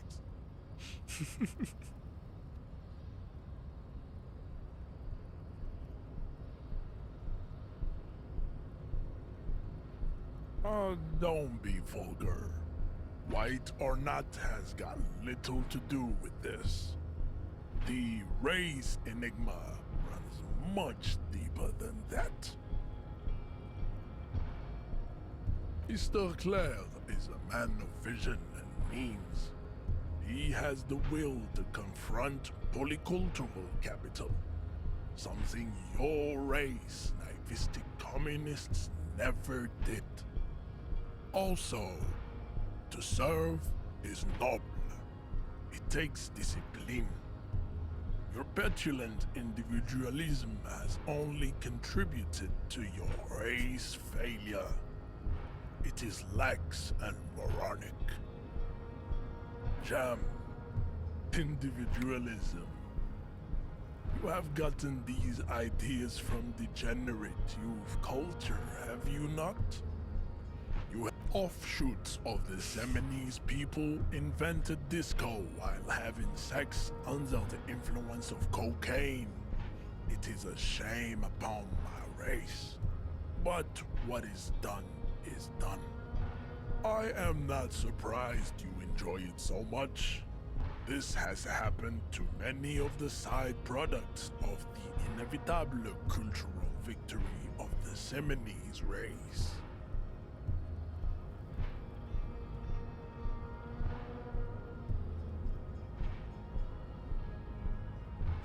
I can see that. The Seminese are the South Island race. Haplogroup A4A. The rightful masters of the Insulindian archipelago. We descend from the Areopagitic. We are the future. That is all you... I am a descendant. The narrow streets of Ulumbuir are with me in my genetic dreams. No, I have heard about it on the radio. He would be appreciative if you did not further chase this line of inquiry in front of the women. I'm from Couronne, and no, it is not just in Revachol. The city is central to the Simony strategy. Spreading through its trade networks, our culture will dominate the world. You have heard enough about our phylogenetic secrets for today. You have extinction to come to terms with, and never getting that dead body down from the tree. Racists are generally not very good examples of their race. I am not like them. I am craniometric perfection. I have taken the trouble to permanently grow True. That is a noble cranium, but you got a hard noggin yourself.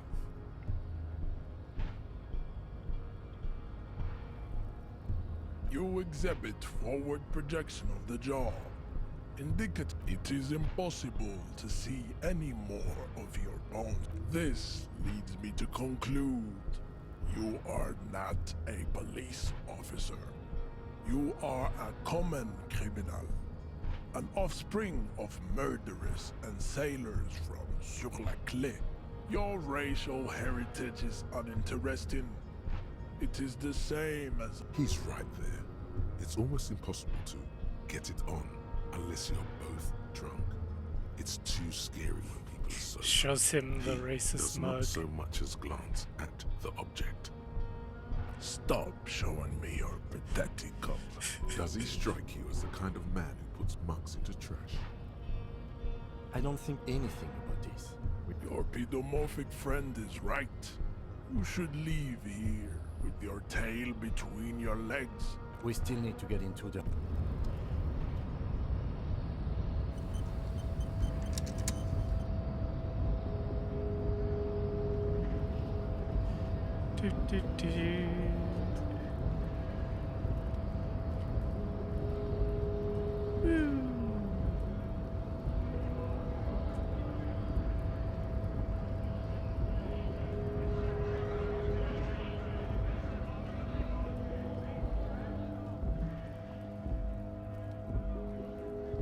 It's in here.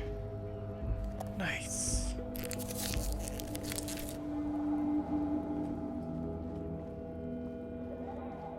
Meow.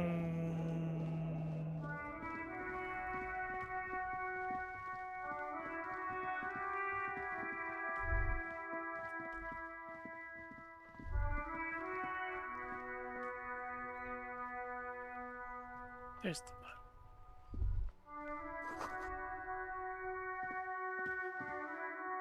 Bookstore. This looks cozy.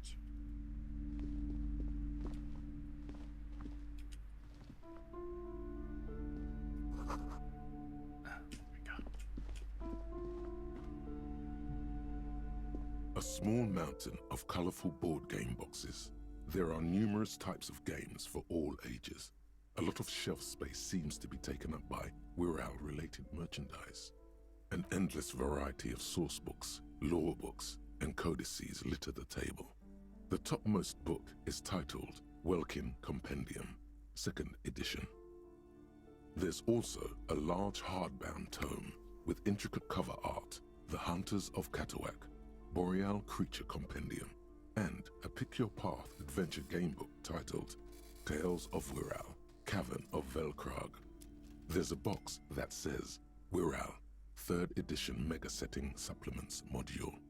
The side panel notes, a fantastique adventure board game, new maps and miniatures. Oh, a it's sticker 6 on o'clock. it displays 25 real. Nonsense for anemic Beano-clads.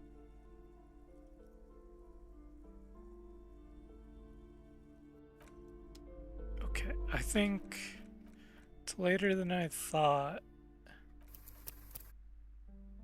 So I'm gonna save here and end for the day.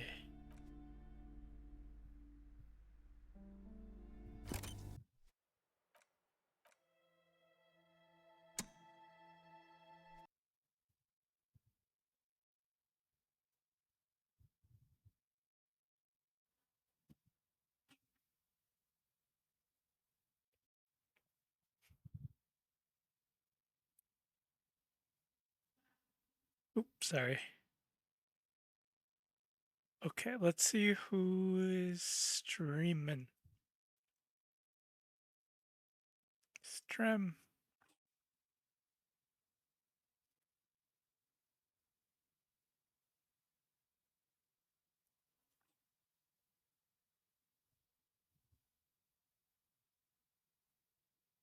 Hmm.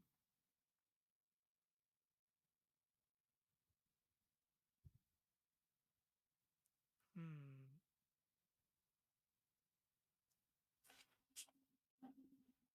Okay. I think we'll go to Sasibanui.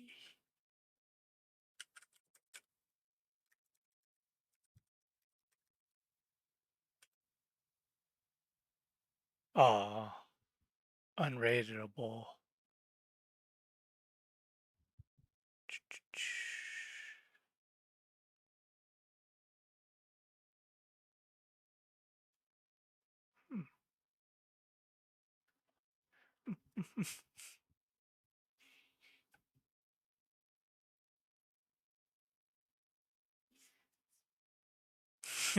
Raid the shrimps. Shrimps.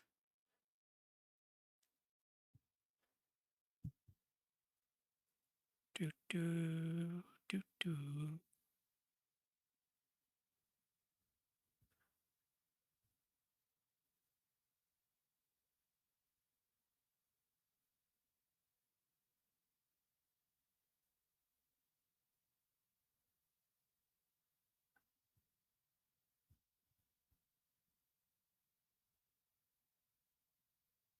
Do do do do do. We could go to Cereza, a generous host.